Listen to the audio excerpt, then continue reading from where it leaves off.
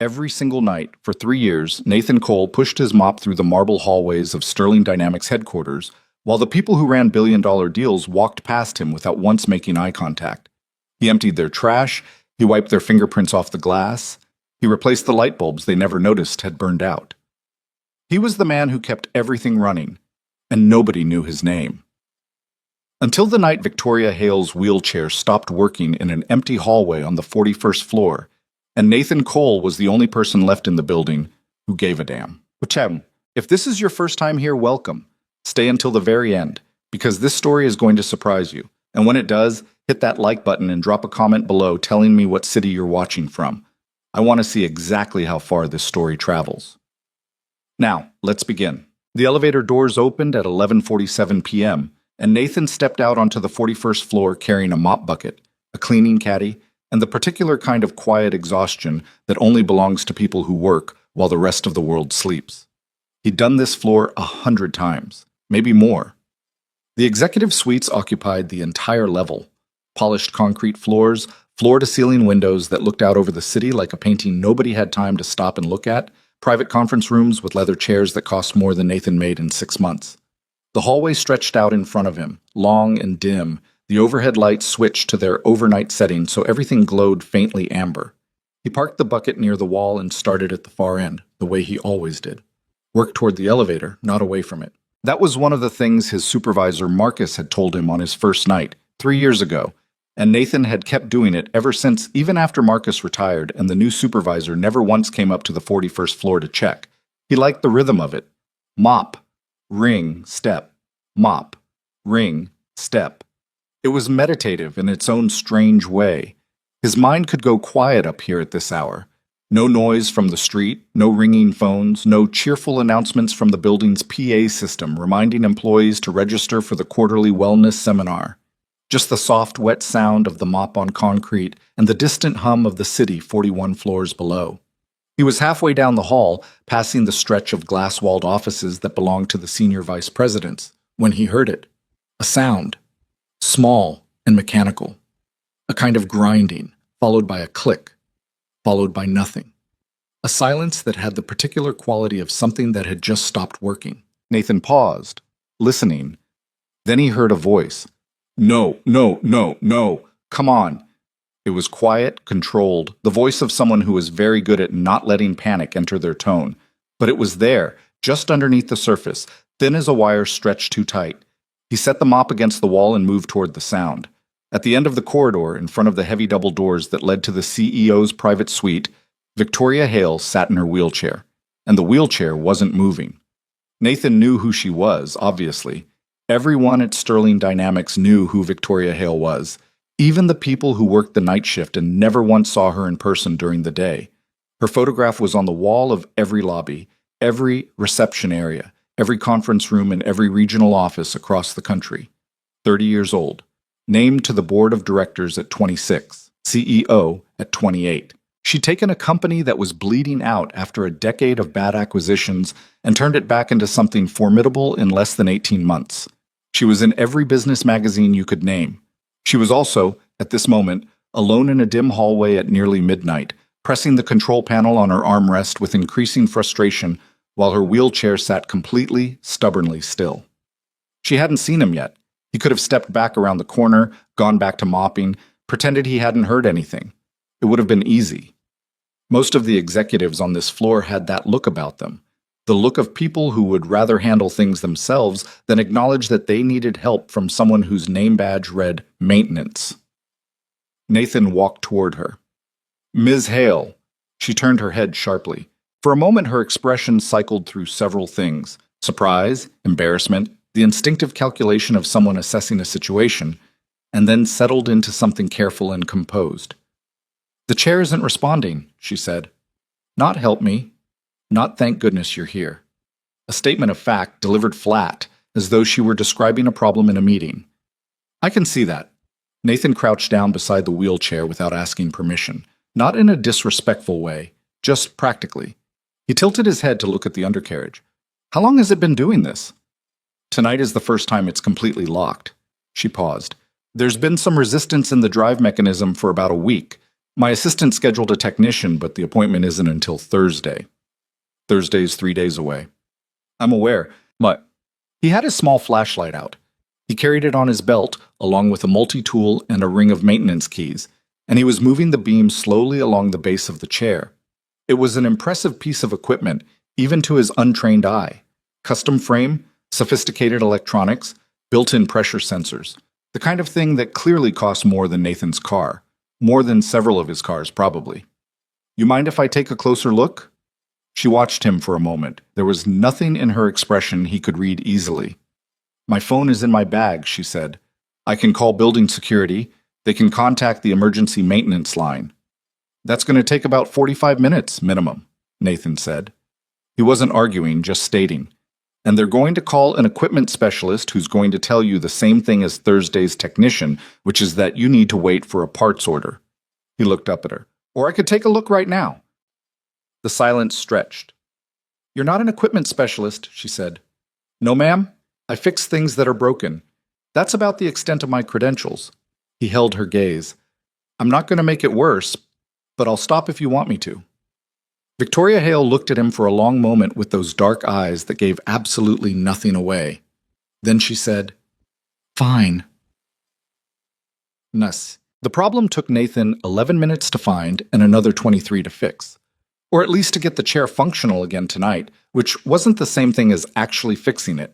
What he found, working by flashlight with his multi-tool and a roll of electrical tape he kept in his caddy, was a stress fracture in the mounting bracket where the drive motor connected to the right wheel assembly. The bracket had cracked, probably from metal fatigue, he guessed, the kind of thing that happened when a mechanism was under more stress than it was designed to handle, and a small piece had shifted just enough to jam against the wheel, locking it solid. He cleared the debris from the crack, used a piece of metal scrap from his caddy to stabilize the bracket temporarily, and ran a tight wrap of tape around the whole assembly. Not a real fix. A real fix needed a new bracket, and probably a look at whatever was causing the extra stress in the first place. But it would get the chair moving tonight. When he pressed the control panel, the motors hummed and the chair rolled forward 2 feet, smooth and clean. That'll hold for a few days, he said, standing up and brushing his hands against his uniform pants. But you want to call that technician first thing tomorrow morning, not Thursday. The bracket's going to keep cracking. Victoria rolled the chair forward and back experimentally. Her face still wasn't giving much away, but there was a subtle shift in her posture, a loosening of something that had been held very tight. What's your name? She asked. Nathan Cole. How long have you worked here, Nathan? 3 years this February. She was quiet for a moment, turning something over, then, What's causing the extra stress on the bracket? You said something was causing it. He hesitated. This was the moment where a person in his position usually said something diplomatic, something non-committal. Not sure, ma'am. A technician would know better than me. But the answer was obvious, and Nathan had never been very good at leaving obvious things unsaid. The chair's support configuration, he said carefully. The way the back angle and the footrest height are set. It's putting your center of gravity too far forward.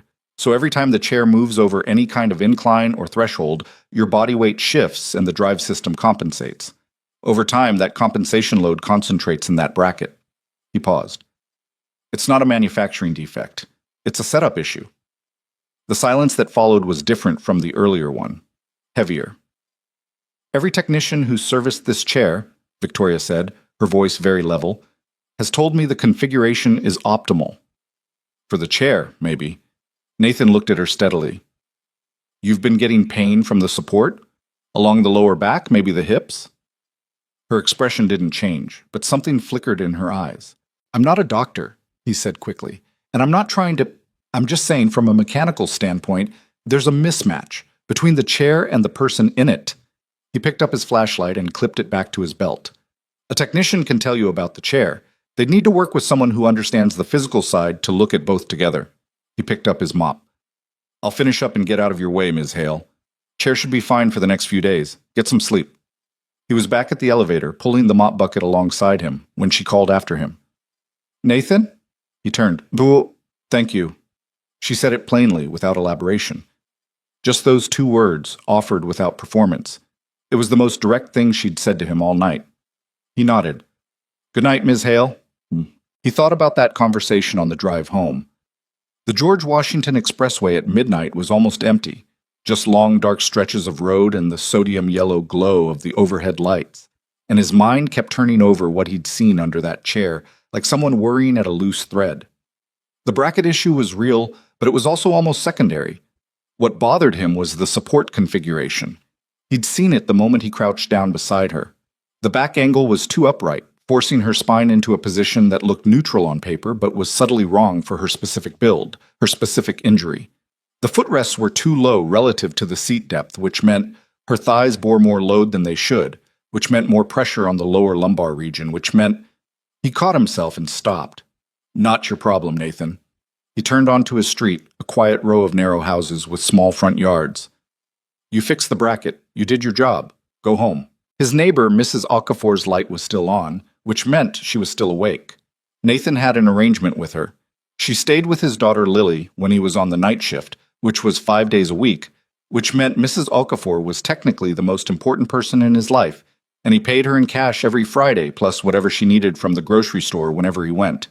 He knocked softly, and she opened the door before his knuckles finished the second tap, because she'd heard his car in the driveway like she always did. She's asleep, Mrs. Okafor said, stepping aside to let him in. She was a round, warm woman in her 60s who wore the same housecoat she'd owned for as long as Nathan had known her and who never once made him feel like he was imposing. Had 3 glasses of apple juice and tried to tell me she only had 1. I let her win. Nathan smiled. The first real smile of the night. She try the homework avoidance thing? Said she already did it at school during free period. Mrs. Okafor raised an eyebrow. I said good. Then you can redo it at home to make sure it's right. She did not enjoy that. That's Lily. He paid Mrs. Okafor, walked her to the door, and then stood in his small living room for a moment after she'd gone, listening to the quiet. The house was modest. 3 rooms, a kitchen that was really just part of the living room with a counter separating them, a bathroom that needed new grout around the tub. There were crayon drawings on the refrigerator and a pair of small pink sneakers by the door and a stuffed rabbit named Professor Carrots sitting in the armchair like he owned it. Nathan moved quietly to Lily's room and stood in the doorway for a moment without turning on the light. She was curled under her comforter with one arm hanging off the edge of the bed, her dark hair fanned out across the pillow, her face slack and soft with sleep in the way children's faces go soft, completely unguarded. 7 years old. She still looked like her mother around the eyes. Nathan pulled her arm gently back onto the bed and tucked the comforter up around her shoulders. She made a small sound but didn't wake. He went to bed at 1:15 a.m. He lay awake for a while, thinking about wheelchair brackets and center of gravity, and a woman with dark, watchful eyes sitting alone in a hallway at midnight, and he was still thinking about it when he finally fell asleep. The email came 4 days later. Nathan was in the basement supply room, inventorying cleaning solutions for the weekly order, when his phone buzzed. He almost didn't look at it. His phone buzzed with everything. School notices from Lily's teacher, text messages from his brother in Tucson, the occasional reminder from the pharmacy that a prescription was ready to pick up. But something made him look. The sender's email address had sterlingdynamics.com in it, but it wasn't from the facilities department or HR. The name in the sender field was simply V. Hale. He read it twice. It was 3 sentences. Mr. Cole, I spoke with my medical team after our conversation. They confirmed your assessment was correct. I'd like to speak with you if you're willing. Nathan set his phone down on the shelf of cleaning supplies and stood there for a moment, surrounded by the smell of industrial bleach and lemon floor wax, trying to figure out what that meant. Then he picked the phone back up and typed, I'm available whenever works for you, Ms. Hale. They met in her office at 10 p.m. the following night, after the last of the support staff had gone home. It was a large space, as offices went, but it didn't feel like the executive showpiece he'd expected. There was no minimalist trophy shelf of industry awards, no oversized oil painting selected by an interior designer. The desk was big but functional, covered in actual work.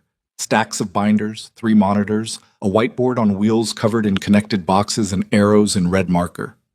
One entire wall was glass, looking out over the city, but someone had left a streak of rain on it from earlier in the day that nobody had wiped off.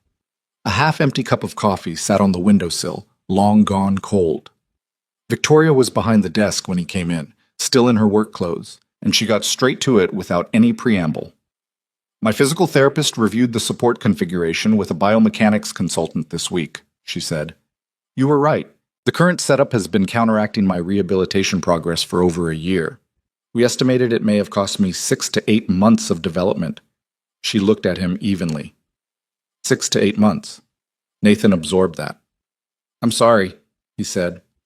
And he meant it. Don't be sorry. You're the one who caught it. She folded her hands on the desk.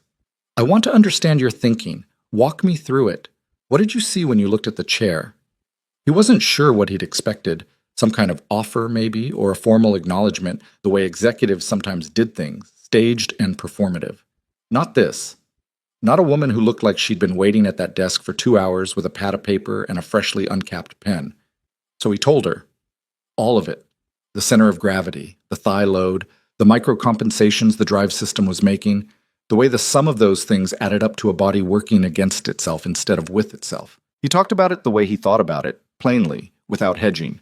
She asked questions, good ones, specific ones, the kind that showed she'd already been thinking about the problem before he walked in. When he didn't know the answer to something, he said so. When she used a medical term he didn't know, he asked her to explain it. An hour passed before either of them noticed. You've studied this, she said finally. It wasn't a question. I read, Nathan said. When I have time. Lily, my daughter, she goes to bed at 8. I've got a couple of hours most nights. What do you read? Whatever I can get from the library, mostly. Engineering manuals, some physics textbooks from the community college used book sale, some medical stuff lately. He paused. I got interested in adaptive equipment after my wife got sick, before she passed. The insurance would only cover certain things, and a lot of what she actually needed was either too expensive or wasn't covered, and I spent a long time trying to figure out if there were ways to modify what we did have to work better. He stopped, reined himself back in. Anyway, you learn things. The room was very quiet. Victoria picked up her pen and set it back down. I want to try something, she said, with your help. My rehabilitation team has been working with the same protocol for 2 years. We've seen improvement, but it's plateaued. And I think the reason it's plateaued is that nobody has been looking at the full picture. She met his eyes. The equipment and the therapy and the person, all three together. I'm a janitor, Ms. Hale. I know what you are, she said simply. I also know what you did last week in 11 minutes that a team of certified technicians didn't do in 8 months. She held his gaze. I'm not asking you to be my doctor. I'm asking you to keep doing what you're clearly already doing, seeing what's actually in front of you instead of what should be there. Nathan looked at the city through the rain-streaked window for a moment. I'd have to keep up my regular work, he said. I can't lose this job. I've got a daughter. Understood.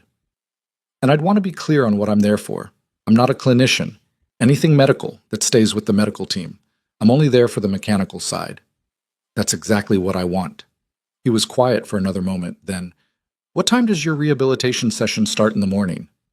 6:30. I can be here at 5. That gives me time before my shift and still gets me home to get Lily ready for school. He looked at her. I'll want access to the maintenance workshop. Better tools than what I carry on the belt. You'll have whatever you need. Nathan nodded slowly. Okay, he said. The workshop was in the building's basement, 2 levels below the parking structure. It was technically the facility's maintenance shop, the place where the maintenance crew handled anything too complicated to fix in the field. There were lathes, a drill press, a welding station Nathan mostly left alone because he knew his limits, workbenches with good light, a wall of spare parts and materials organized by size and type. Nathan arrived at 5 the next morning and stood in the middle of the shop for a while, just looking at the chair. Victoria had brought it down the night before, along with 3 binders from her medical team, treatment records, imaging reports, physical therapy progress notes going back 2 years. Nathan had asked for them because he needed to understand the baseline before he changed anything. He read through them twice, making notes in a small spiral notebook he carried. He wasn't reading like a doctor. He was reading like someone who worked on machines, looking for the same things he always looked for, places where the design didn't quite match the use case, where small inefficiencies had been compounding over time, where a different approach might open up a different result. What he found, reading between the clinical language and the progress charts, was a story about a system that had been designed for a median patient and fitted to a specific one. The rehabilitation protocol had been developed for people with a particular injury profile. Victoria's injury profile was close but not identical, and the difference, small on paper, had been enough to make the whole approach slightly less effective than it should have been, in a way that nobody noticed because the improvement was still real, just not as significant as it could have been. He started with the chair's support system. He'd done the reading on spinal biomechanics, enough to understand the basic mechanics of how the spine loaded under different positions, how muscle atrophy after paralysis changed those loading patterns, how small changes in seat angle or back support angle could reduce compensatory muscle strain and allow better engagement of whatever functional muscle response remained. He adjusted the back angle first, tilting it 2 degrees from vertical, then the seat pan, adding a slight forward tilt to reduce ischial pressure and encourage better hip positioning. The footrests he raised 15 millimeters, which changed the knee angle, which changed the thigh load, which cascaded back up through the whole system.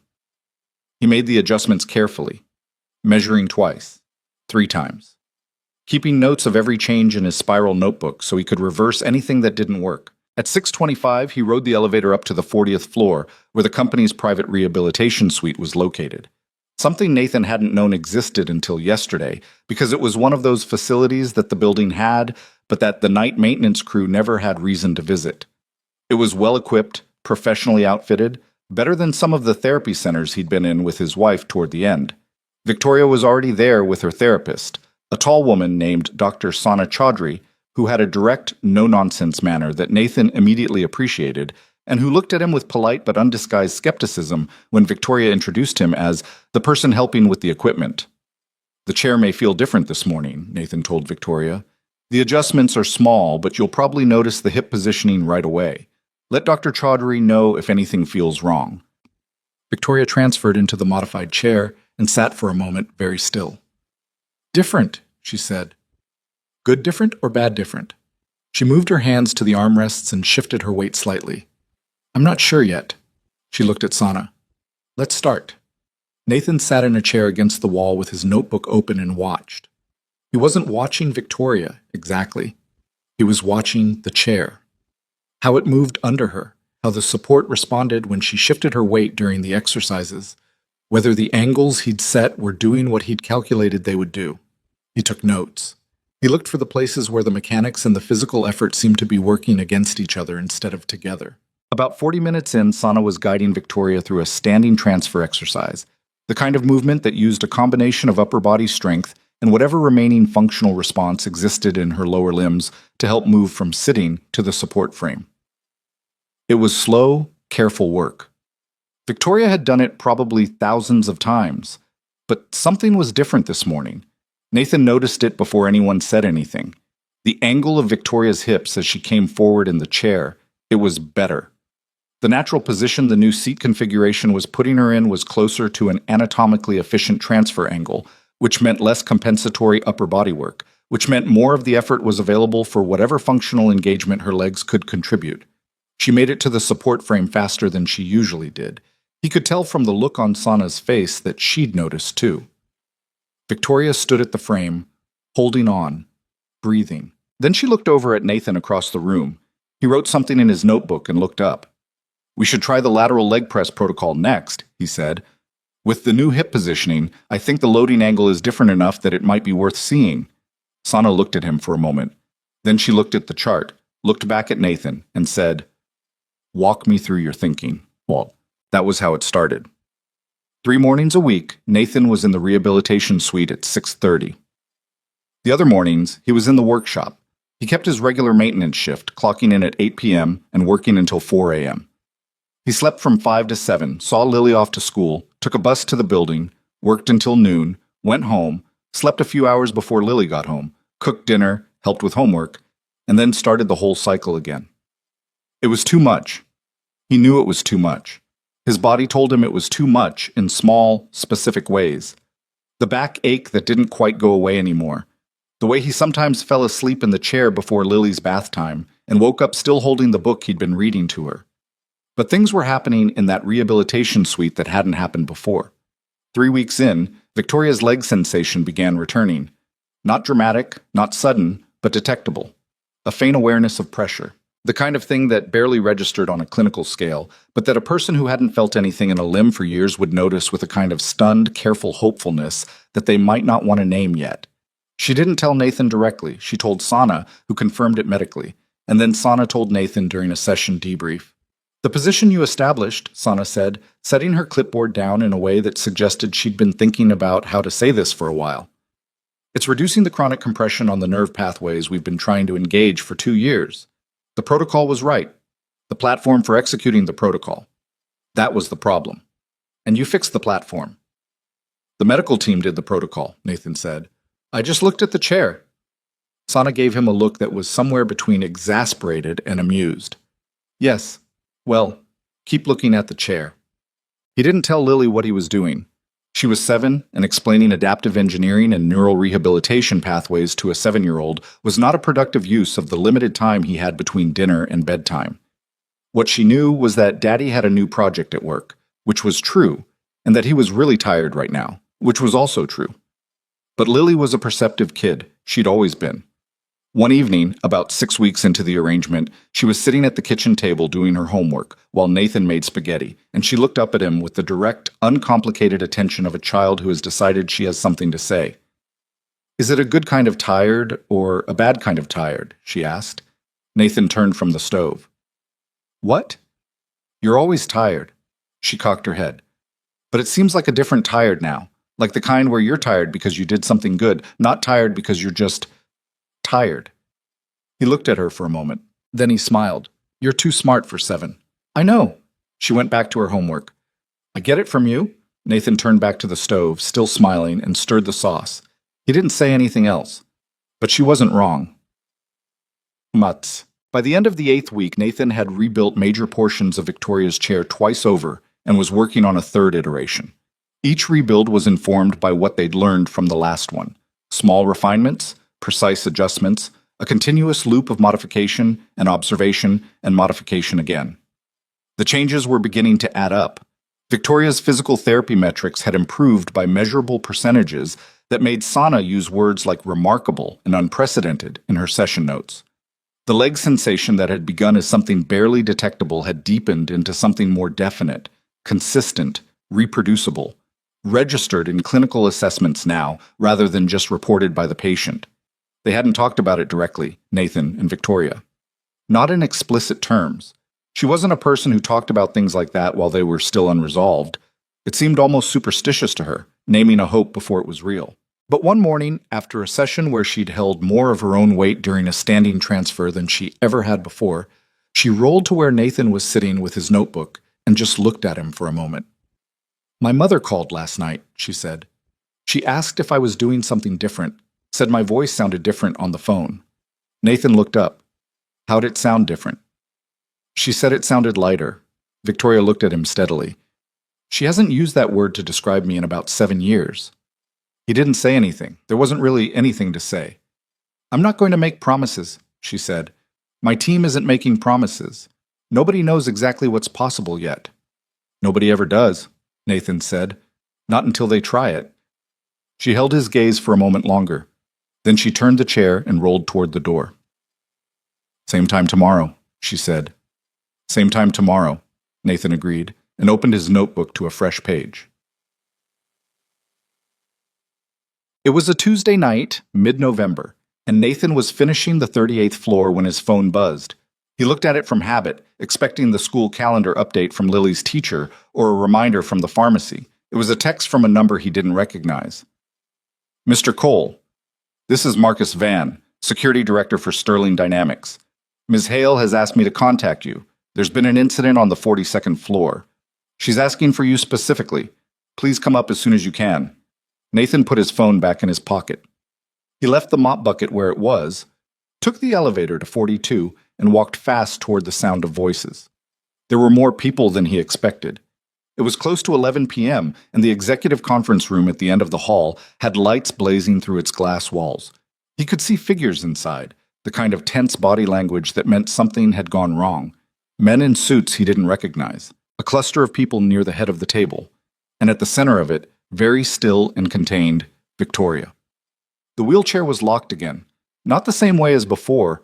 This time it was the left side. a different failure point, and from the way she was holding herself, Nathan could see it had happened suddenly. She'd been mid-session or mid-meeting, and the chair had just stopped. Marcus met him at the door. Board presentation ran late, he said quietly. Emergency investors flew in from the coast. She's been stuck there for 18 minutes. Who called the technician line?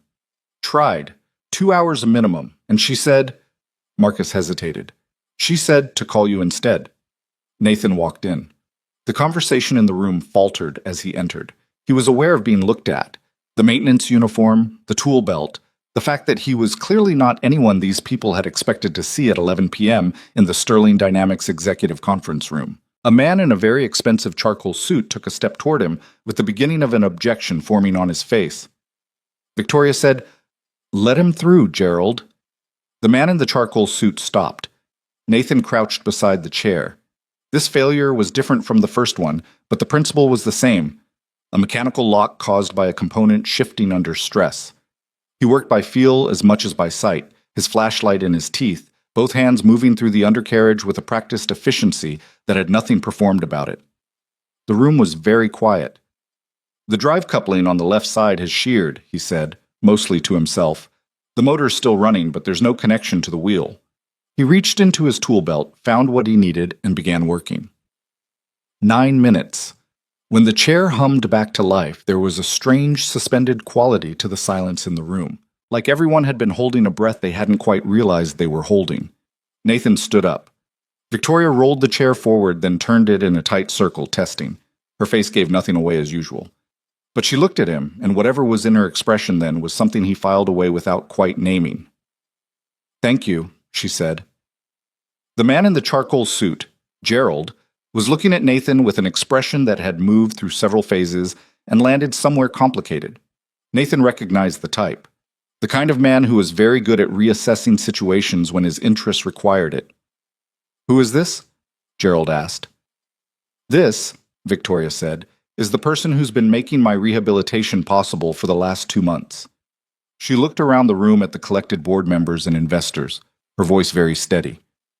"I suggest you all take a moment to think about that the next time you assume you know where a company's most valuable assets are." The silence held for another moment. Then she said to Nathan quietly, "Walk with me."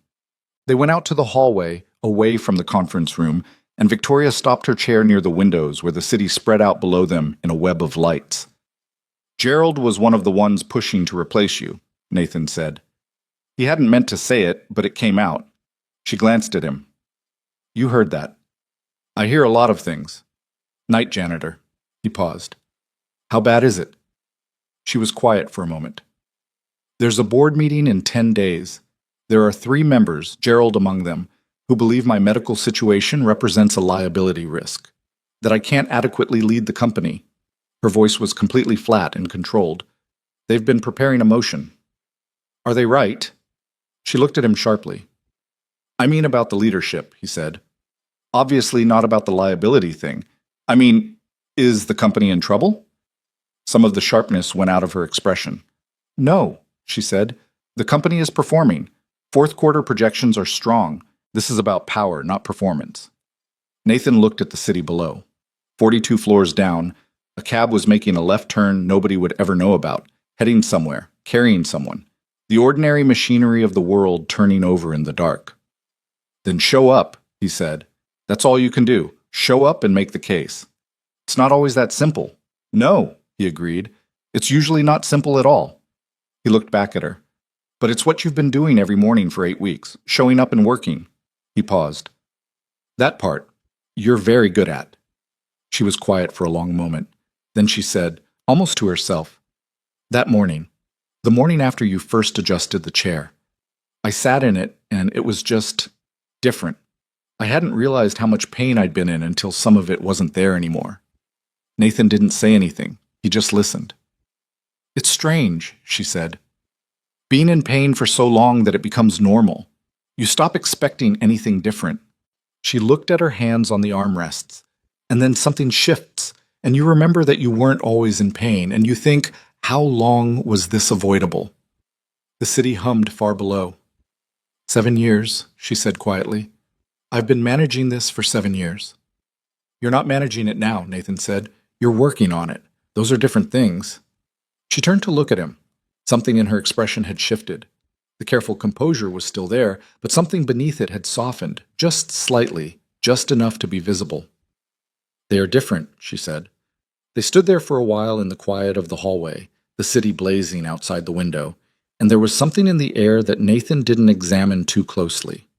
It was late, and they were both tired, and there was a board meeting in 10 days and a 7-year-old girl he needed to get home to. But he stood there for another minute anyway. He was home by midnight. Lily was asleep. Mrs. Okafor had gone. The stuffed rabbit was in the armchair, and the house was quiet the way it always was after midnight. Nathan sat at the kitchen table with a cup of lukewarm tea and his spiral notebook and stared at the notes from that morning's session. His handwriting had gotten worse as the weeks went on.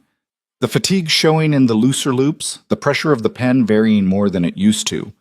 He was going to need to sleep more at some point. He knew that. He turned to a fresh page and drew a rough sketch of the left side drive coupling that had failed tonight. Made notes.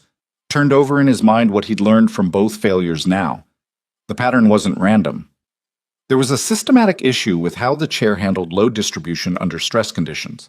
Not a flaw in the chair itself exactly, but an interaction between the chair's design parameters and the specific demands Victoria's modified configuration put on it. He'd need to rethink the whole load pathway. Build a different kind of support structure from the axle up. He wrote full redesign. Start from base assumptions at the top of the page and underlined it twice. Then he closed the notebook, washed his cup, checked on Lily one more time, and went to bed. Through the small window above his desk, he could see a patch of sky going gray-blue at the edges with the very earliest suggestion of dawn. 10 days to the board meeting. There was work to do. The full redesign took Nathan 4 days. He worked on it in pieces. 2 hours in the workshop before the morning rehabilitation session. Another hour during his lunch break when he ate a sandwich standing over the workbench, rather than sitting in the break room with the other night crew. And whatever scraps of time he could carve out between tasks on his regular shift.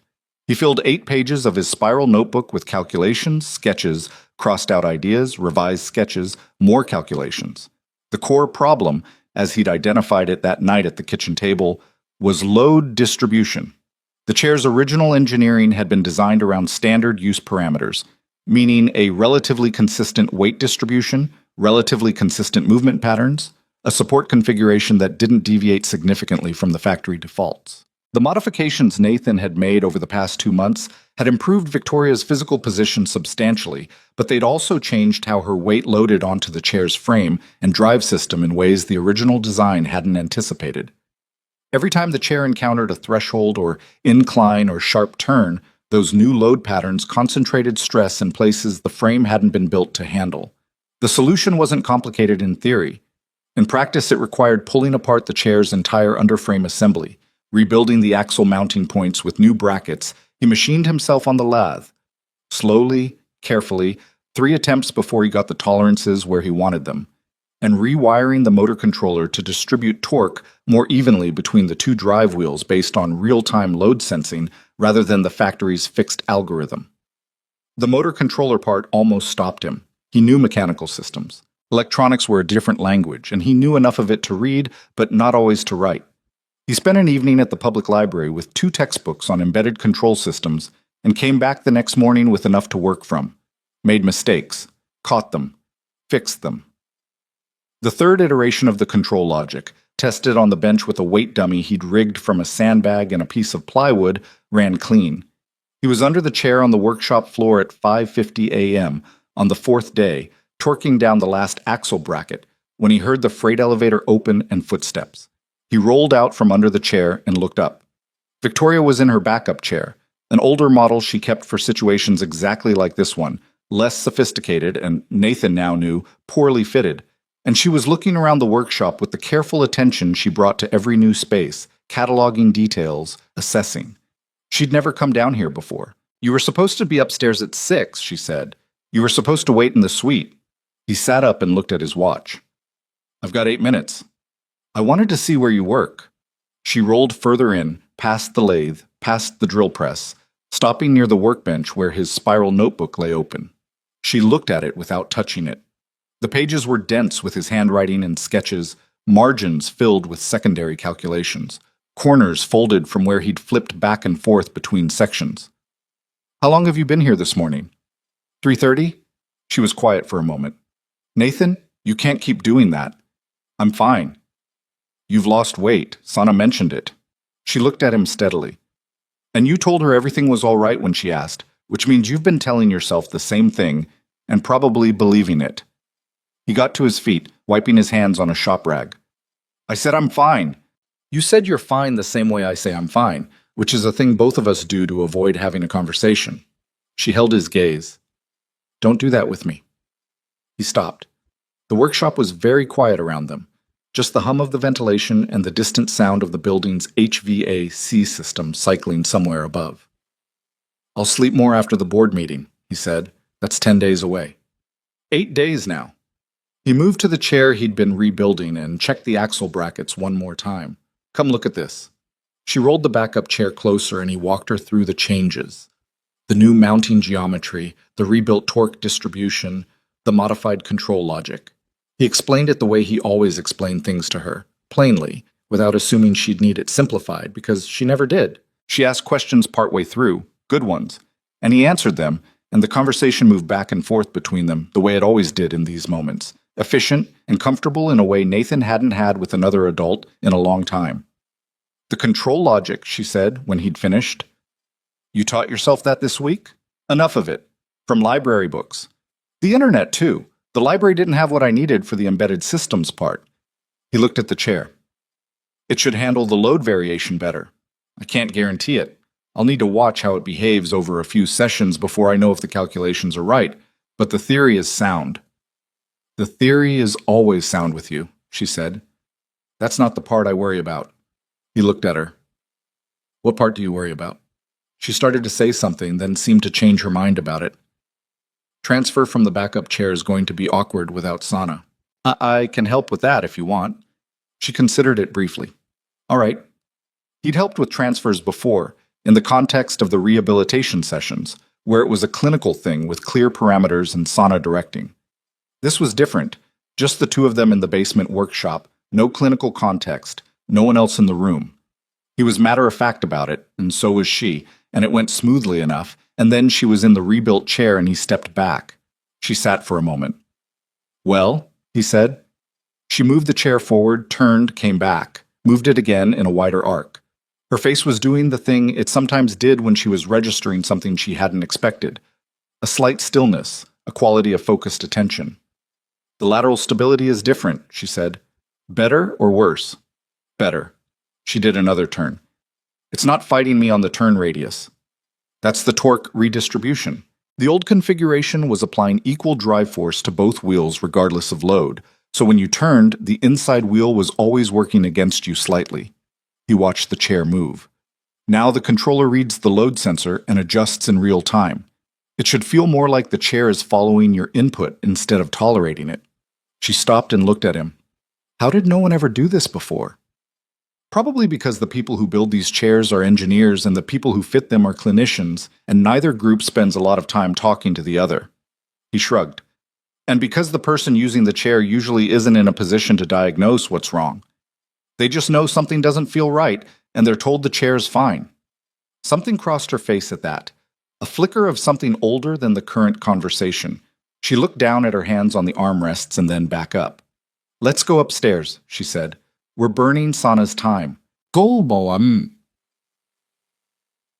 session that morning was different. Nathan had known, in an abstract way, that the chair changes would affect how the rehabilitation work went. He'd designed them partly for that reason. The better the platform, the more efficiently Victoria's body could engage with the therapy protocols. But knowing it abstractly and watching it happen in front of him were two different things. Sana ran the usual sequence: weight shifts, transfer practice, standing protocol with the parallel bars.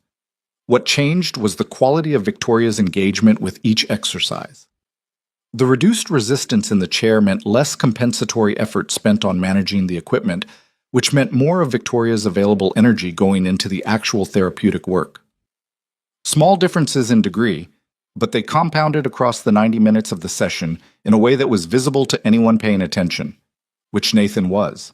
He had his notebook and he was writing continuously, But he was also watching with the other part of his mind, the part that processed what he was seeing before he had words for it. Sana pulled him aside during a break while Victoria rested. "The load distribution change," Sana said, keeping her voice low. "What was your hypothesis for how it would affect functional engagement in the hip flexors?" "I thought reduced lateral compensation strain would free up more motor activation budget for intentional movement." He kept his voice equally low. "The hip flexors have been there in the assessments. There's residual activation. The question was whether we were giving them the right conditions to work." Sana was quiet for a moment, looking at her clipboard. Her voluntary activation threshold in the left hip flexor is down 12% from last week's baseline. Nathan looked up. 12? In one session. Sana's voice was very careful and flat, the tone of a clinician trying not to get ahead of the data. "I'm not drawing conclusions. One session is one data point." "I know. But," she paused, "that's not a number I expected to see this month." They looked at each other for a moment. Neither of them said anything else because there wasn't anything responsible to say yet, but something passed between them, a shared recognition, carefully contained, of the possibility that what they were doing might be further along than they'd allowed themselves to think. Victoria came back from her water break, and they continued. Well, the board meeting was in 6 days. Nathan knew more about it than he probably should have, which was a consequence of being invisible. People said things in front of the night janitor that they wouldn't say in front of a colleague or a subordinate, because the night janitor wasn't really there in the way that mattered to them. He was furniture that moved. So he knew, from fragments of conversation overheard in hallways and conference rooms over the past 2 weeks, that Gerald Marsh, the man in the charcoal suit, had been working the phones. He'd spoken to at least 2 other board members privately. The case he was building was partly medical, partly financial, mostly political. The argument being not that Victoria was incompetent exactly, but that her situation created uncertainty, and that uncertainty was a liability, and that a company in Sterling Dynamics' position couldn't afford uncertainty at the board level. It was a coward's argument dressed up in the language of fiduciary responsibility, and Nathan found it infuriating in the quiet, controlled way he found most infuriating things, by saying nothing and carrying it around with him like a stone in his pocket. He mentioned none of this to Victoria. She was aware of the situation more precisely than he was, and she was handling it the way she handled most things, by preparing, working, keeping her own counsel, and not performing distress for anyone. What he did mention, 3 days before the board meeting, was something Lily had said. They were in the workshop after the morning session, Nathan cleaning up his tools, Victoria reviewing some documents on her tablet, occupying the same space in the companionable way they'd developed over weeks. The conversation had wandered the way it sometimes did when they were both tired, away from the work, toward ordinary things. "She asked me last night if my project was almost done," Nathan said. He was wiping down the workbench. "Lily." Victoria looked up. "What did you tell her?" "I said I wasn't sure. She thought about it for a second, and then she said, 'Is it the kind of project where done means you fix something, or the kind where done means you made something?'" He paused. "I didn't have a good answer for that." Victoria was quiet, looking at him. "She sounds like someone I'd like to meet," she said. Nathan glanced over. "She'd like you. She likes people who ask good questions." He folded the shop rag and set it down. "She's been patient about the hours. More patient than a 7-year-old has any reason to be. But she's also watching. She notices things." "She's been watching her father work himself half to death for a stranger," Victoria said. "You're not a stranger." He said it before he thought about it, and then let it stand because it was true. She looked at him for a moment with an expression he still couldn't quite read, the one that had layers in it, the one that appeared sometimes when she let the professional composure slip just slightly. "No," she said. "I suppose not." She went back to her tablet. Nathan went back to the workbench, but the air in the room had shifted in some small way, and both of them knew it, and neither of them made anything of it, because there was a board meeting in 3 days, and a child to get home to, and enough real and immediate things to hold attention without naming the other things. The day before the board meeting, Sana called Nathan into her office. It was unusual. Sana's relationship with Nathan had been professional and direct from the beginning, but her office was her space, and she'd never invited him in there before. He sat in the chair across from her desk, still in his work uniform from the previous night's shift, and she closed the door. "I want to show you something," she said, pulling up a document on her screen and turning the monitor toward him. It was a comparison of Victoria's rehabilitation assessments, the baseline from 2 years ago against a current evaluation Sana had completed yesterday. Nathan was not a clinician, but he could read a chart, and what he saw in the comparison was unambiguous, even to a layperson. Every metric was up, some modestly, some significantly. Several, in areas that the notes indicated had shown no improvement for over a year, were up by percentages that Sana had flagged in red. And in the voluntary motor activation section, in the entry for left hip flexor response, there was a note that read, "Bilateral lower extremity sensation confirmed on standardized assessment, consistent with early phase neurological recovery. Recommend immediate specialist consultation." Nathan read it twice. Then he sat back. "When did this change?" he asked. "Sensation has been building for 4 weeks.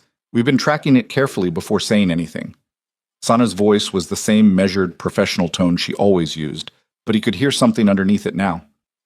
"Yesterday was the first assessment where it met the clinical threshold for documentation. It's real, Nathan. It's not placebo, not adaptation, not measurement artifact." She paused. "The specialist I consulted uses the phrase early neurological recovery very conservatively. It is not a phrase she uses unless the data support it." Nathan looked at the screen for a long time. "She knows?" he asked. "She's been sensing the changes for weeks. She knows the sensation is real. She's been feeling it. But she hasn't seen this documentation yet. I wanted to talk to you first." Sana folded her hands on the desk. "Because I want to understand something clearly before I present these findings to her and to the wider medical team." She looked at him steadily. "How much of this is the equipment change, and how much is the protocol change, and how much is something else we haven't identified?" "I don't know," Nathan said honestly. "I can't separate the variables.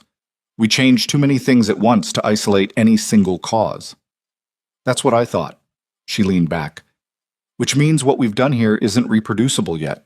We don't have a clean methodology. We have an outcome and a collection of interventions, and we don't know precisely which intervention or which combination did the work. That's a real problem.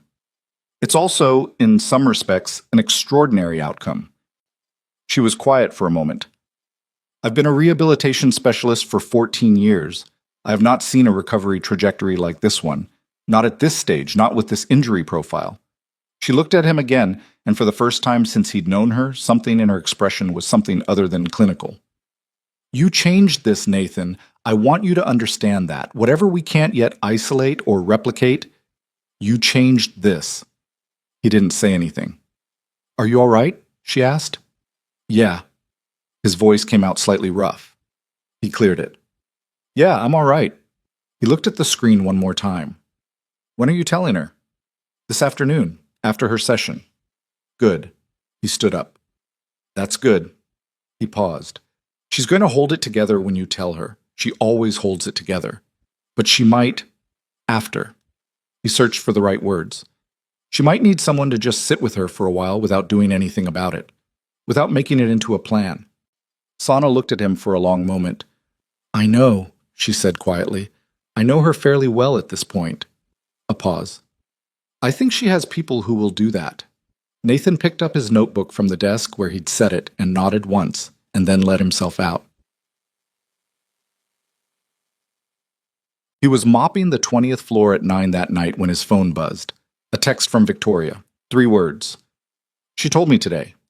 He stopped mopping. He stood there for a moment holding the phone, and then he typed back, "I know. She showed me the assessment this morning." A pause, then, "You knew this afternoon and you didn't tell me." "Not my news to tell."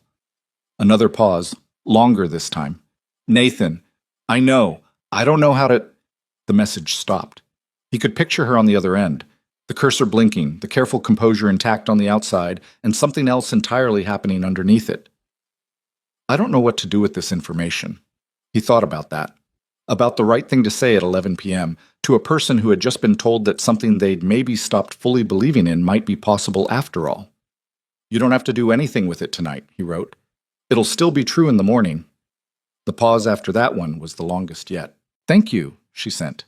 And then, a moment later, "How's Lily?" He smiled at his phone in the empty corridor. "She beat me at Go Fish again tonight. I'm starting to think she cheats. She sounds like she has excellent instincts. She really does.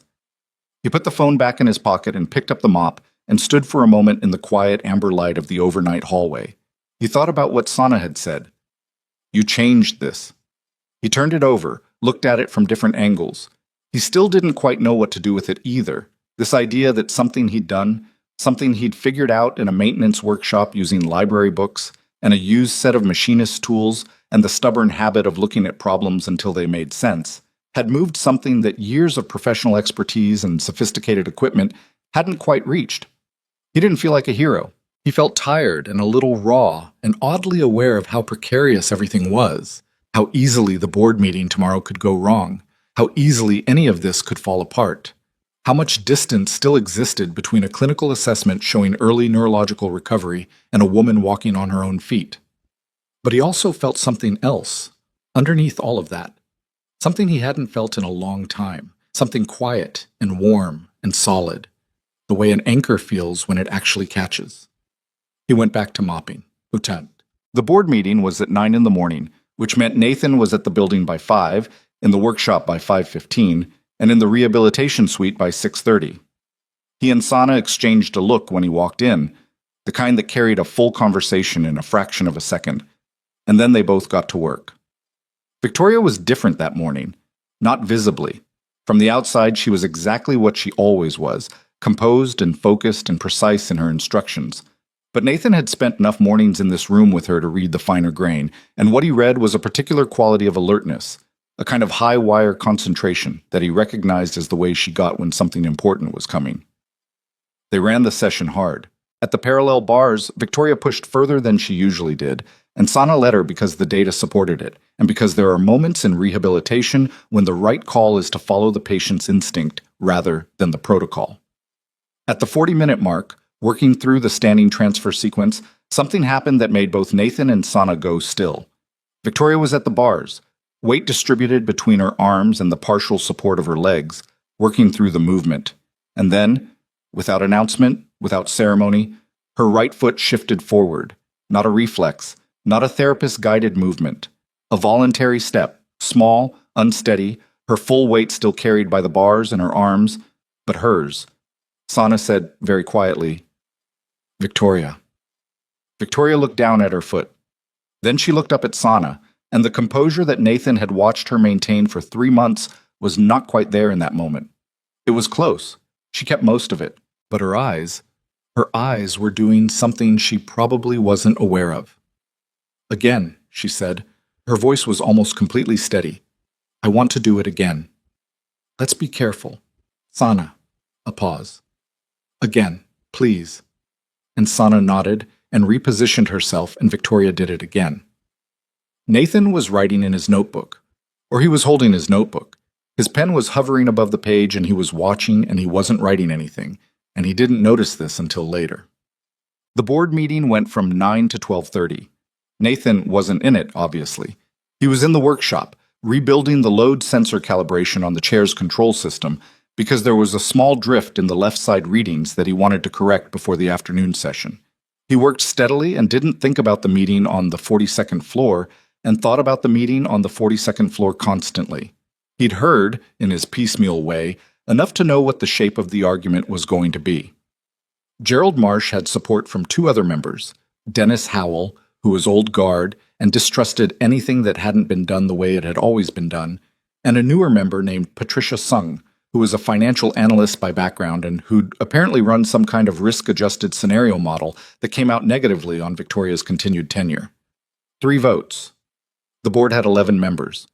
3 was not a majority, but it was enough to call for a review process, and a review process was enough to create the kind of uncertainty that fed on itself, and that was the play.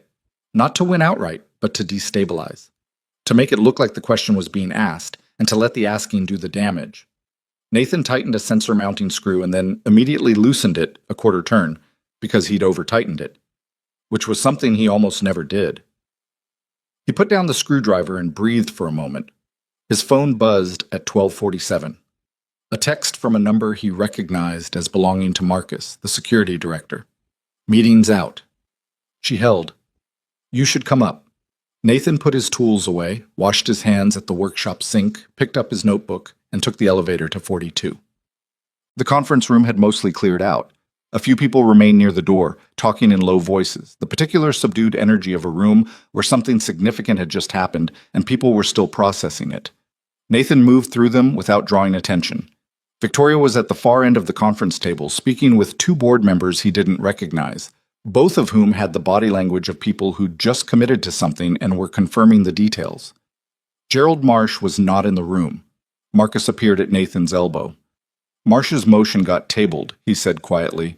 Not voted down, tabled, which means it can come back. But she made her case and she had the numbers, and apparently somewhere in the middle of it she told them something about the rehabilitation progress that... He paused. I don't know the details, but the people who were undecided went her way. Nathan watched Victoria across the room. She was still in full professional mode. The composure absolutely intact, the voice measured, the hands steady on the armrests. Nobody looking at her would see anything but a CEO handling board business. But he was looking at her eyes.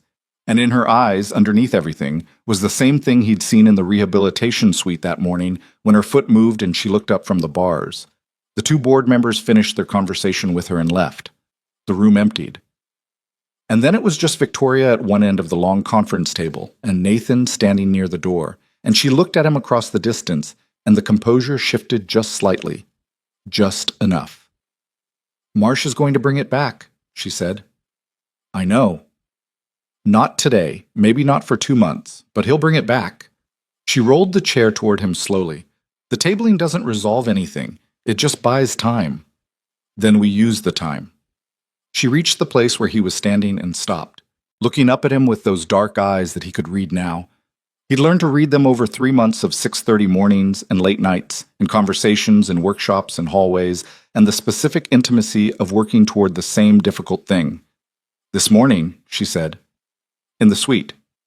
I know. I've been very careful not to get ahead of the data. Her voice was steady, but there was something underneath it that wasn't quite steady. I've been telling myself every week that it doesn't mean anything yet, that one data point isn't a conclusion, that the next session might not show progress, and I need to be ready for that. That's still true, Nathan said. I know it's true. She paused. I'm telling you because I need to say it out loud.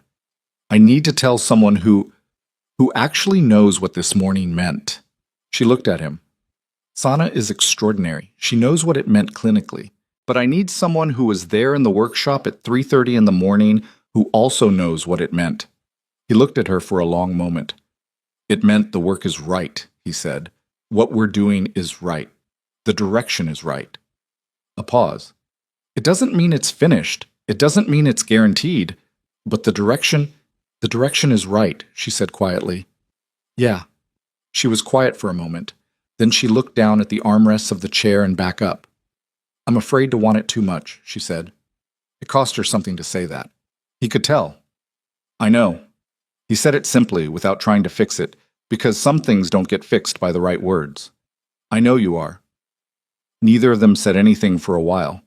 The conference room was empty and quiet, the city visible through the glass on 3 sides, the afternoon light coming in at a low angle. Then Victoria straightened in her chair, that particular straightening she did when she was pulling herself back to herself, and said, Lily gets out of school at 3:15, child.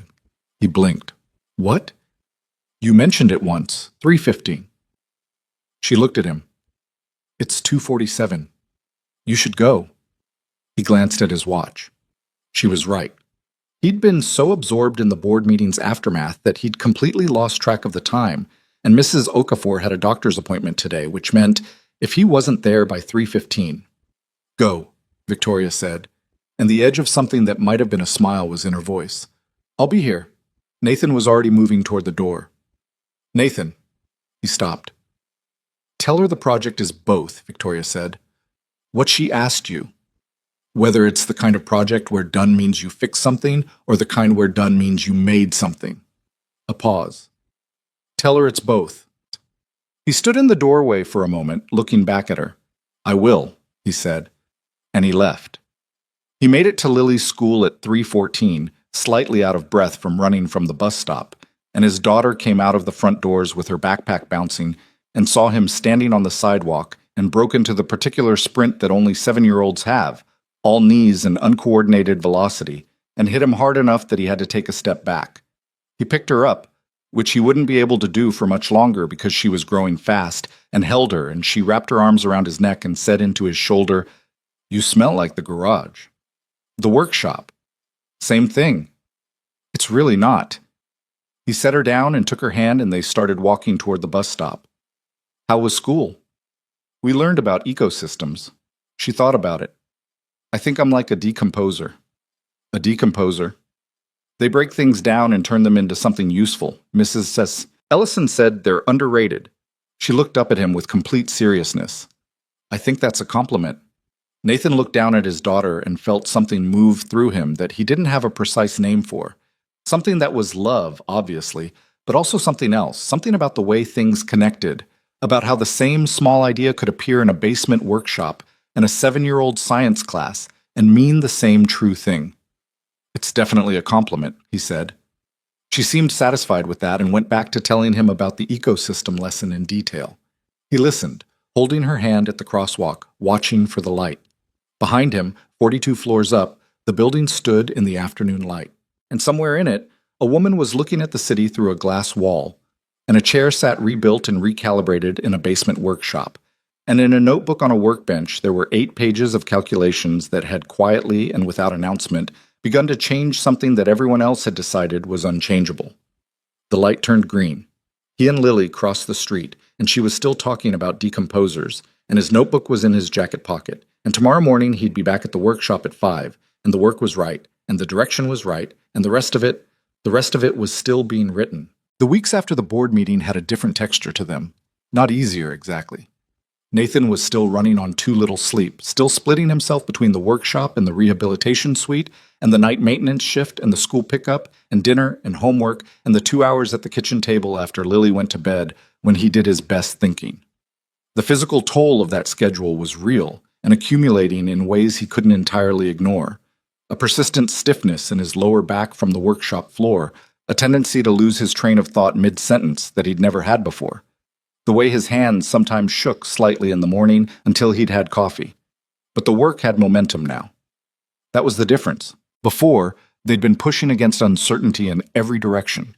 Uncertain whether the equipment changes would hold, uncertain whether the therapy modifications were sound, uncertain whether the neurological signals Sana was tracking were real progress or wishful measurement. Now the uncertainty hadn't gone away, but the direction of it had changed. They were no longer asking if something was happening. They were asking how much and how fast and what next. Victoria's voluntary motor activation continued improving across both lower extremities. The sensation that had first appeared as something barely detectable had deepened and broadened into something Sana now documented in her weekly assessments with language that got progressively less hedged. The parallel bar work had evolved, less upper body dependence, more genuine weight bearing, the movement patterns becoming incrementally more coordinated as the neurological pathways reestablished themselves in ways that even the consulting specialist, a cautious woman named Dr. Patricia Reeves, who specialized in spinal cord injury recovery, described as exceeding her projections. Nathan kept rebuilding and refining. The chair went through 2 more significant iterations. The third version incorporated a dynamic support system, a set of pneumatic adjustments he'd designed to subtly shift the seat, and back angles throughout the day in response to Victoria's position, preventing the static compression patterns that had caused so much damage over the years. It took him 3 weeks to build, and another week of calibration before it behaved the way his calculations said it should. The first day Victoria used it, she came into the rehabilitation suite and told him without preamble that she'd sat through a 4-hour executive strategy session and gotten up afterward with less pain than she'd had after a 30-minute meeting 6 months ago. He wrote it in his notebook and kept working. What was harder to document, and what Nathan thought about in the quiet hours, was the other thing that was changing. The thing that existed in the margins of the work, in the way conversations sometimes ran past their practical purpose into territory. That was just the 2 of them talking, the way she'd started asking about Lily with a specificity that meant she'd been paying attention to earlier mentions, the way he'd catch himself at the workshop bench thinking about something she'd said and realizing he was smiling. He didn't do anything about it. There were 100 reasons not to, starting with the most obvious one. He was the night janitor, and she was the CEO, and the power differential in that fact was not something he could think away. and ending with the simpler, more personal one that he wasn't sure he trusted his own judgment in that direction anymore. His wife had been gone 4 years, and in 4 years he'd gotten very good at not wanting things for himself that he couldn't have, and he'd stopped being entirely sure he could tell the difference between something real and something that just felt like warmth, because warmth had been absent for a long time. So he kept it in the margins where it lived, and he worked, and things kept moving forward. Until the morning of the investor presentation. But the quarterly presentation to Sterling Dynamics major investors had been on the calendar for 6 weeks. It was, by any measure, the most important public-facing event Victoria would handle this year. 40 minutes before a room full of people whose collective holdings in the company represented a number Nathan couldn't quite hold in his head. People who'd been watching the board instability following Marsh's tabling motion with the particular attention that money pays to uncertainty. Nathan knew about it the way he knew about most things in the building. Overheard, assembled from pieces, never directly told. He also knew, from things Victoria had said in passing and things she hadn't said but that he'd read in the way she held herself in the 2 days before, that it was sitting on her with weight. Not the presentation itself. She'd been preparing for it for weeks, and he'd heard her running through sections of it in her office during the evenings he was on that floor, her voice measured and precise and completely controlled. What was sitting on her was something harder to name. The cumulative pressure of months of simultaneous demands. The board situation. The rehabilitation work. The company itself, which was performing but required constant tending, pressing from every direction at once. He'd noticed it in small ways. The coffee cups appearing more frequently on her windowsill, cold and abandoned. The hours getting later. A slight thinning of the response time between his texts and hers in the evenings, as though she was too tired to be quick anymore. He brought it up the morning before the presentation. "You need to sleep tonight," he said. They were in the rehabilitation suite, and Sana had stepped out briefly. Victoria looked at him from the parallel bars. "I sleep. You're on your third coffee before 7 a.m. I'm always on my third coffee before 7 a.m. You weren't 2 months ago." She was quiet, holding the bars, not pushing the exercise, just standing. The standing itself had become so much easier than it used to be that it almost seemed routine, except that routine was never quite the word for something that had been impossible not long ago. "The Caldwell Group sent a letter to 3 other board members last week," she said. Marsh drafted it. "They're questioning whether the Q3 projections account for leadership transition risk." She said it flatly. "Leadership transition risk, that's the phrase they're using." "I know." She looked at him. "How do you know?" "I was cleaning the South Conference room at midnight on Thursday." Marsh was still in there. He paused. "I heard things." "You hear a lot of things. I told you. Furniture." He held her gaze. "It's a pressure campaign. He wants you rattled before tomorrow." "I'm aware of what it is." "Are you rattled?" She was quiet for a moment that went 1 beat longer than her usual composure would need. "I'm tired," she said. "There's a difference." "There is.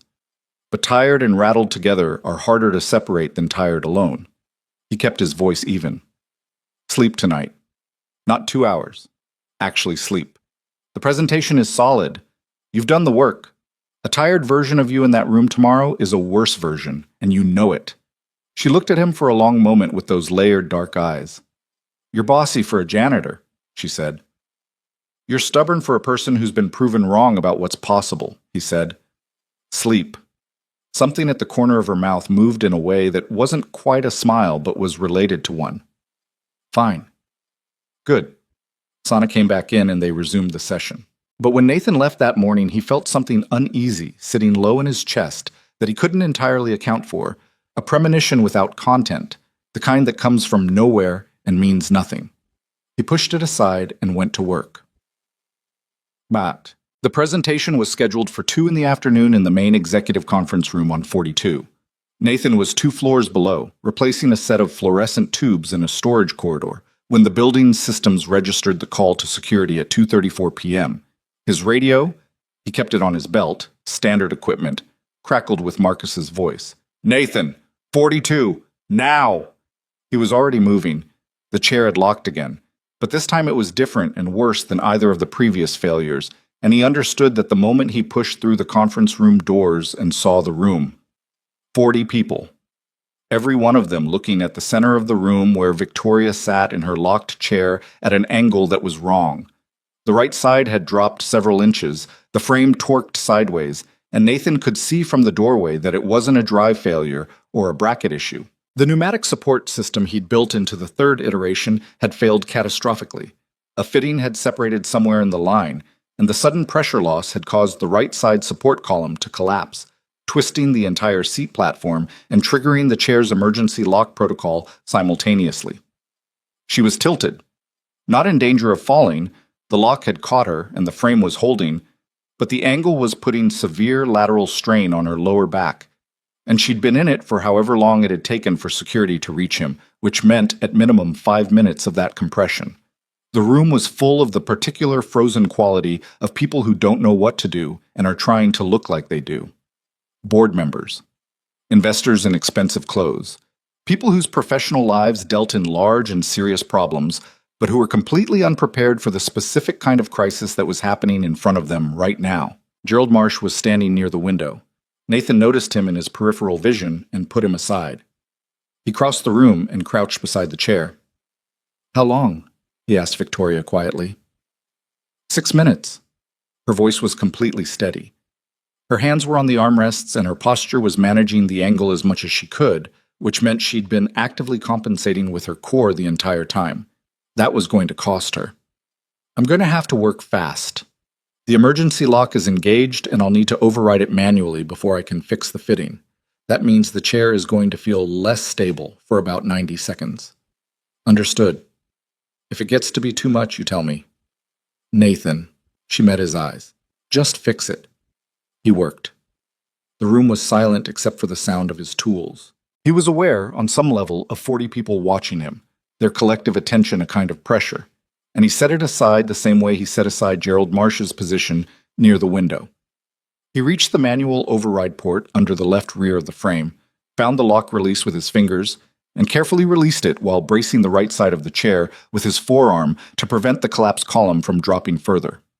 The fitting wasn't destroyed, just separated. A clean disconnect at the coupling, which was better than a rupture, which meant he could reconnect it if he could get enough pressure relief in the line first. He had a valve tool on his belt that he used for the building's compressed air maintenance, and it was just close enough in spec to work here. He opened the relief valve, waited 4 seconds, and pressed the fitting back into the coupling. It didn't catch. He tried again. The angle was bad. He was working essentially blind, by feel, one arm supporting the chair frame while the other navigated a mechanical junction he couldn't quite see. "Talk to me," he said to Victoria, low. "I'm all right." "Not about that. Just talk." He needed to know she was managing the discomfort, and her voice was the best indicator. "We were 6 minutes into the presentation," she said, the same measured tone. "I'd just finished the Q3 overview. The engagement metrics from the Caldwell Group were actually positive. Someone from the Pacific Coast Fund asked a follow-up about the accessibility division projections. He tried the fitting again. This time the coupling caught. He felt it seat, heard the faint change in the pneumatic hiss. "Accessibility division," he said. "Is that real yet?" "It's a line item in the 5-year plan. It's real enough." A pause. Marsh looked like he was going to enjoy the interruption. Nathan re-engaged the lock override, and the frame immediately began to realign. Slowly, the pneumatic system refilling, the right side column rising back toward the level.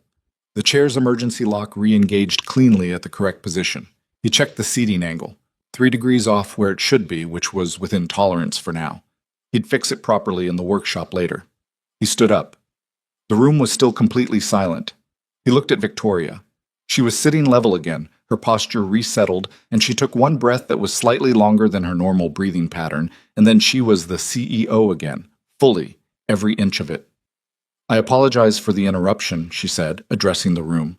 Her voice was the same voice she'd been using for the presentation, clear, controlled, carrying easily across the space without any indication that 6 minutes of lateral spinal compression had just happened to her. "We can continue. I believe we were discussing the accessibility division projections." Nathan moved toward the edge of the room. "Wait!" Her voice stopped him. He turned. She was looking at him directly, in front of everyone, 40 investors and board members and the man near the window. And there was no performance in her expression, no corporate management of the moment, just Victoria Hale looking at the person she needed to look at. "Everyone in this room," she said, not raising her voice, Just watch the most important technical support in my company walk in and fix a problem in 4 minutes that would have ended this presentation and sent every one of you toward the exits. She paused. His name is Nathan Cole. He has worked in this building for 3 years. I want you to remember that name. The silence in the room had changed. It was no longer the silence of people who didn't know what to do. It was the silence of people who were recalibrating. Nathan stood at the edge of the room and didn't say anything. He was aware of Gerald Marsh near the window, very still. "We can continue," Victoria said again, and turned back to the presentation. Nathan moved quietly toward the door. He was almost through it when a hand touched his arm. Not Victoria's. Someone else's. He turned to find a man he didn't recognize, late 50s, the kind of weathered professional quietness that suggested a lot of years and a lot of rooms like this one. "Pacific Coast Capital," the man said, low. "I want a conversation with whoever designed the adaptive support system in that chair." Nathan looked at him for a moment. "That would be me." The man's eyebrows moved slightly. "You're the building maintenance." "I'm also the person who designed the system," Nathan said. "Those aren't mutually exclusive." The man looked at him for another moment with a frank, assessing expression. Then he said, "I'll have my assistant reach out." Nathan nodded and went out the door. He went straight to the workshop. He needed to understand how the fitting had failed, whether it was a design flaw in his coupling system, a material defect, or something else. Because if it was a design flaw, he needed to fix it before Victoria used the chair again. And that was true regardless of everything else that had just happened.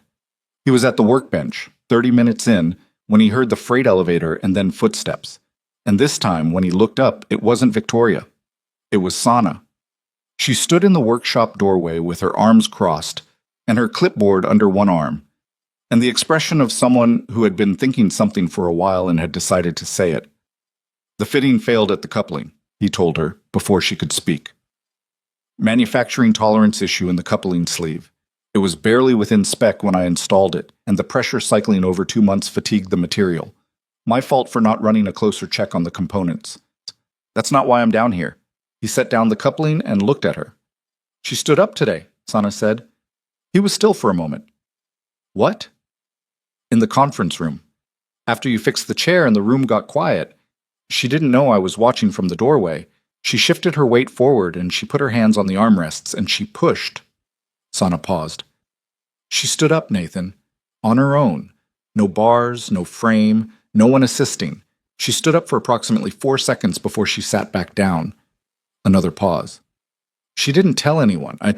I don't think she even registered that she'd done it. She was in full CEO mode, managing the room. But I watched it happen."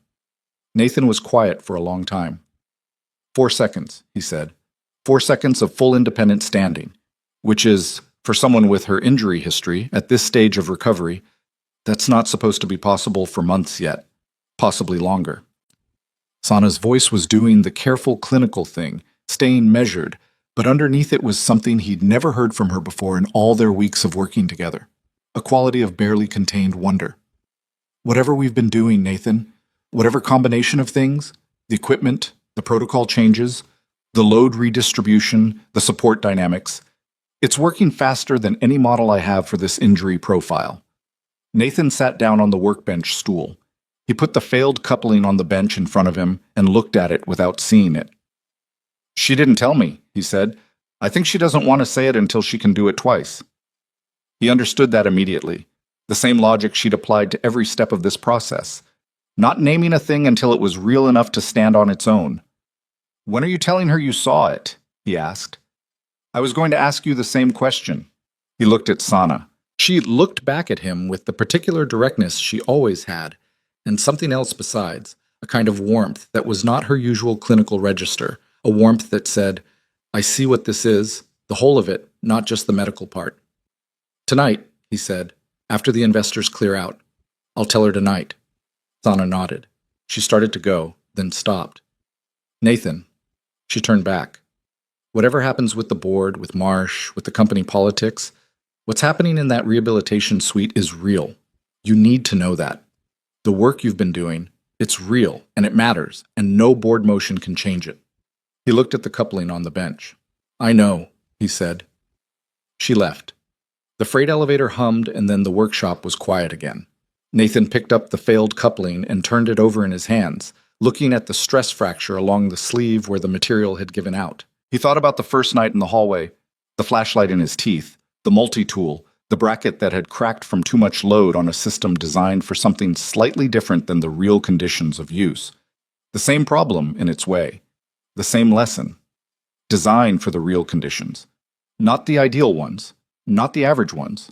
The real ones.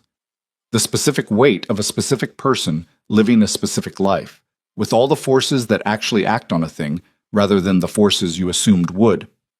He set the coupling down and picked up his notebook and wrote, "New coupling sleeve, chrome vanadium, minimum 20% above pressure spec, full load test before installation."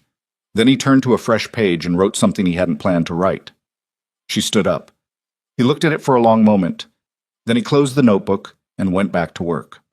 He was waiting in the hallway outside her office at 7:15 when she came through, the investors finally gone, the presentation binder tucked on her lap, the day's full weight visible now in a way she didn't bother to hide when no one was watching.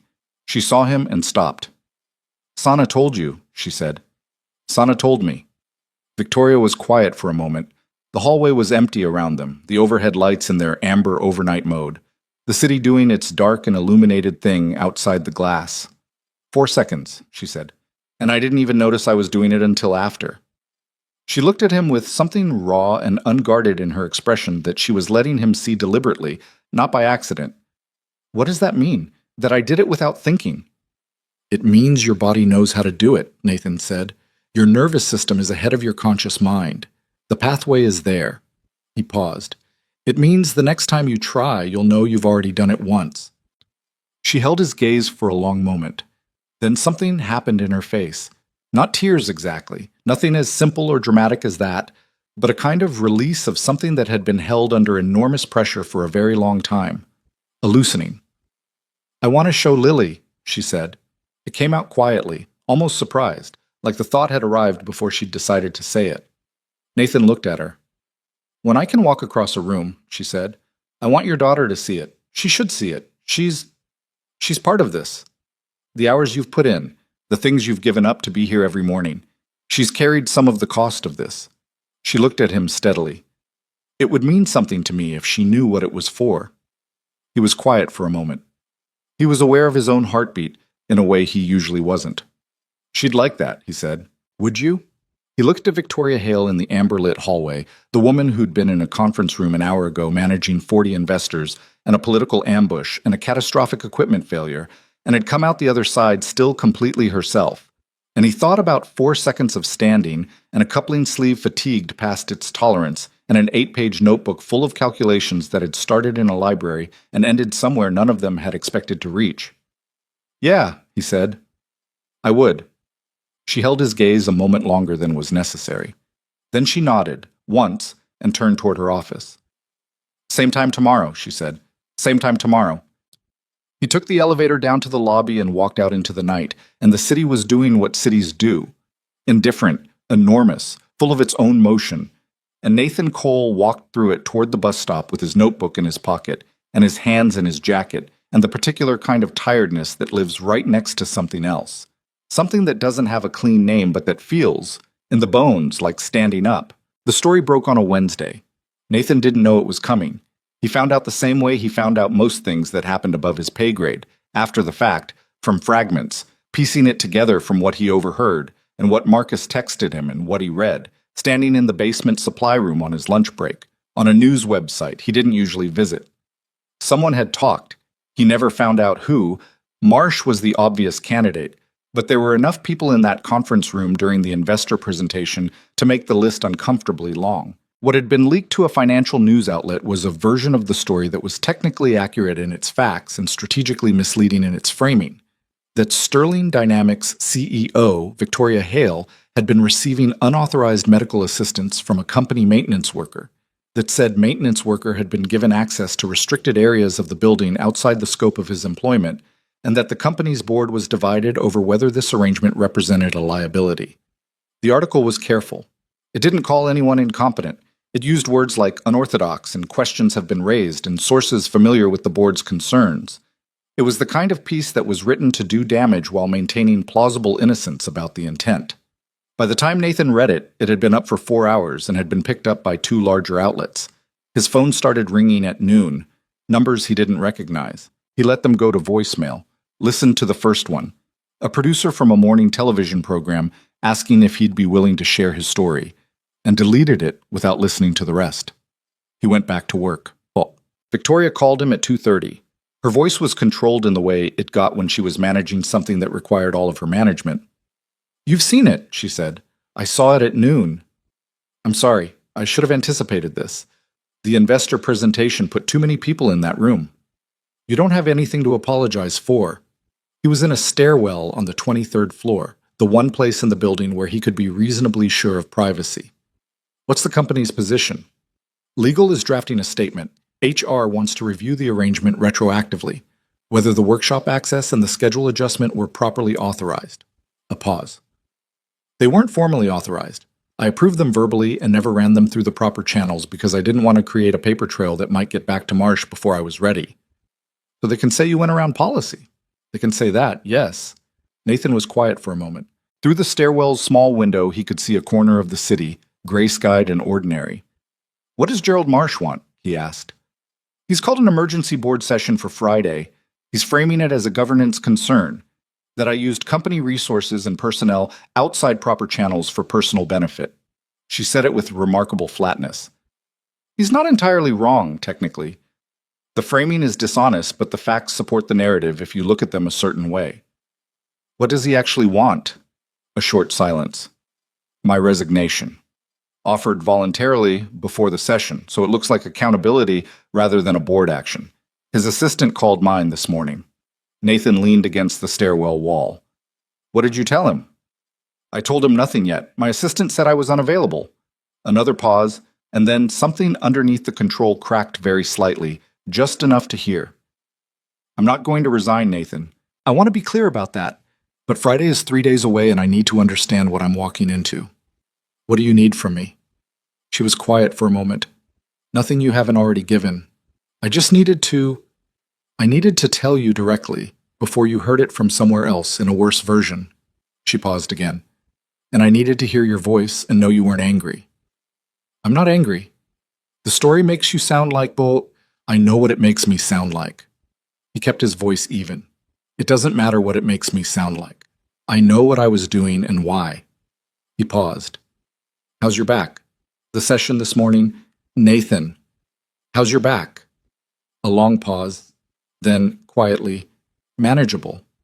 Sana thinks the compression from the chair failure will resolve in a few days." "Good." He straightened up from the wall. "I'll be in the workshop at 5 tomorrow. Don't skip the morning session because of this. It's more important right now, not less." Silence on the line for a moment. "All right," she said, "and eat something that isn't coffee." He heard something that might have been a sound adjacent to a laugh. "That's not a medical recommendation." "No, it's a human one." He paused. "Get some sleep, Victoria." She didn't say anything for a moment. When she spoke again, her voice was quieter, the professional register mostly set aside. "I don't know how you do that." "Do what?" "Make everything feel like it has a next step." He thought about that. "Because it always does," he said. "Even when it doesn't look like it. There's always a next step." He heard her breathe. 5 o'clock tomorrow, she said. 5 o'clock tomorrow. The morning session the next day had a different quality to it. Not worse exactly, but charged with the particular tension of people doing important work while something large and threatening circled the perimeter. Sana ran the protocol without commenting on the news coverage. Nathan was in his corner with his notebook. Victoria worked. She was stronger than she'd been even a week ago. The involuntary quality that had characterized her early steps, the foot moving before the conscious mind fully committed, had given way to something more deliberate. She was learning to trust the signals her body was sending, learning to translate them into intention. Sana had introduced a new element to the standing protocol: 2 steps along the bars with reduced grip assistance, then weight shift in return. It was painstaking work, slow and effortful, and interrupted by moments of obvious frustration when the movement didn't coordinate the way she'd asked it to. Victoria was not a patient rehabilitator. She was a patient CEO, a patient engineer of other people's problems, a patient reader of situations.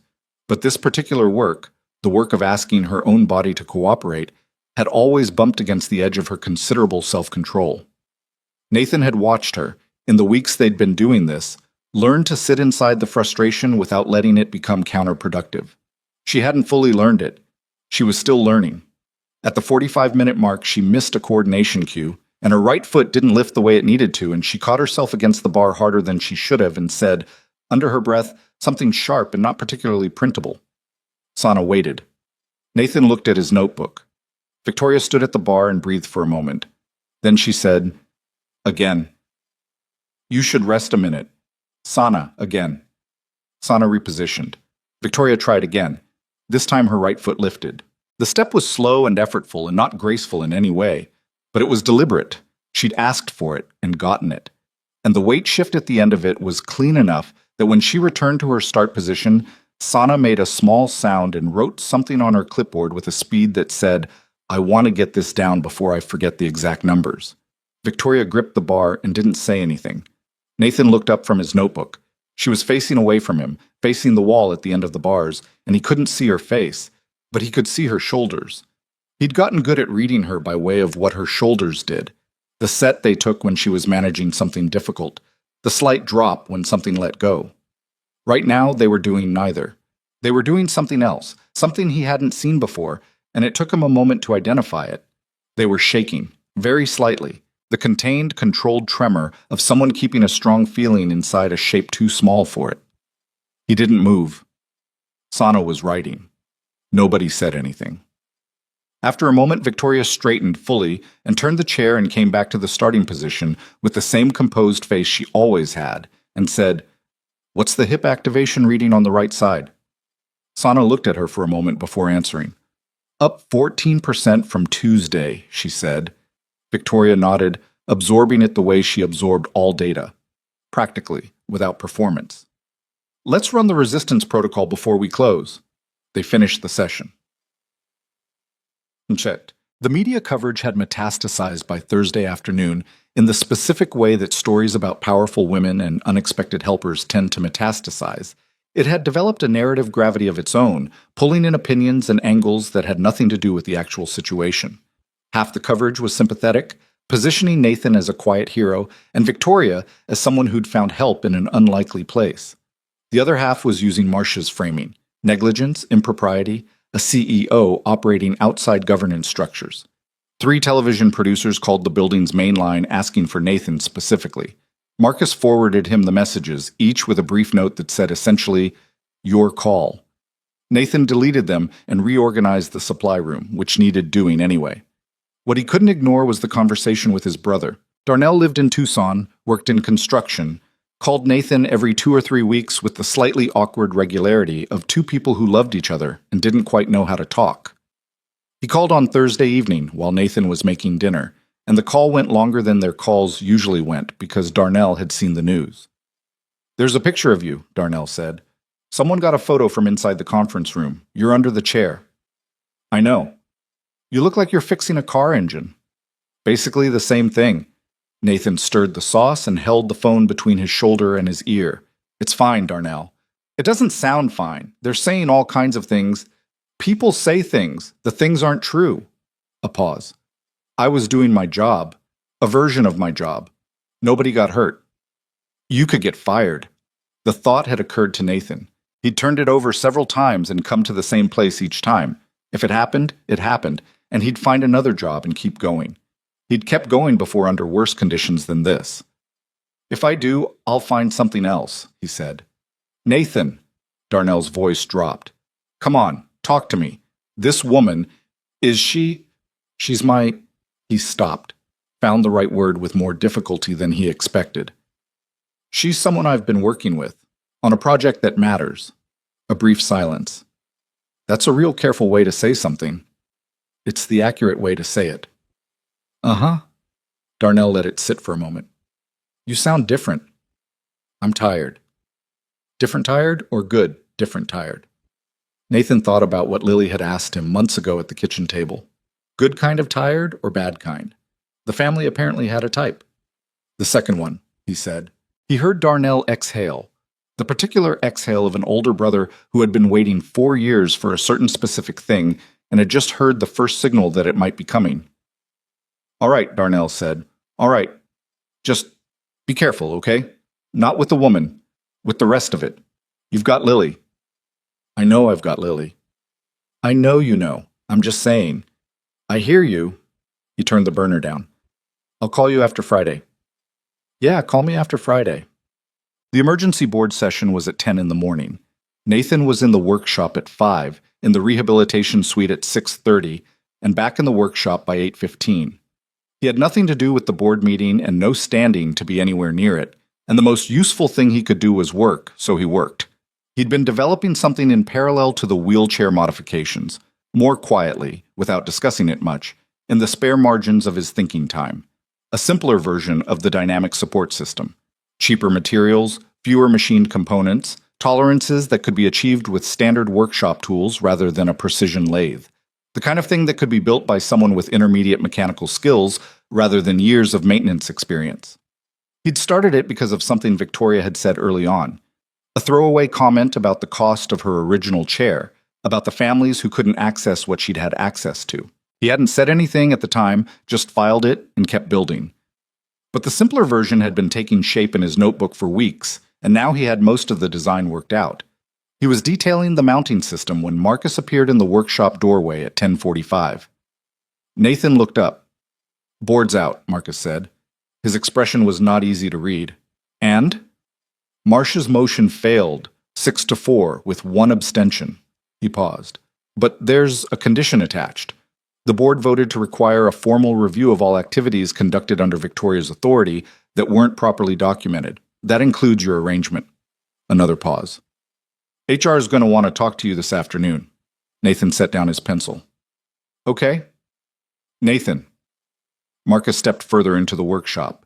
He was a big man, solid, had been with the building for 11 years, and his voice had something uncomfortable in it. "The HR conversation. It's not a formality. There are people above my pay grade who need to understand exactly what you were doing and why. And some of those people came in with an opinion already. You should probably have someone with you. A union rep, at minimum." "I'm not in the union." "I know you're not in the union. That's part of the problem." Marcus looked around the workshop, at the tools, the rebuilt chair components, the prototype frames on the workbench, the 8 thick spiral notebooks stacked on the shelf. 3 years of maintenance logs and 2 months of the other things side by side. "Whatever you were doing in here, it was more than maintenance work. They're going to see that." "It was maintenance work," Nathan said. "Applied differently." Marcus looked at him. "I'm trying to help you." "I know, I appreciate it." Nathan picked up his pencil again. "Set up the HR meeting for 2. I'll be there." Marcus stood there a moment longer, the uncomfortable thing still in his expression, and then he left. Nathan looked at the prototype frame on the bench. He'd sourced most of the materials from the building's maintenance stock: steel tubing, pneumatic fittings, mounting hardware that had been sitting in inventory bins for years. The total material cost, he'd estimated, was somewhere around $240. The equivalent commercial product, if an equivalent commercial product existed in this exact configuration, would retail for somewhere between $8,000 and $12,000. He wrote that number in his notebook and underlined it. The HR meeting lasted 2 hours.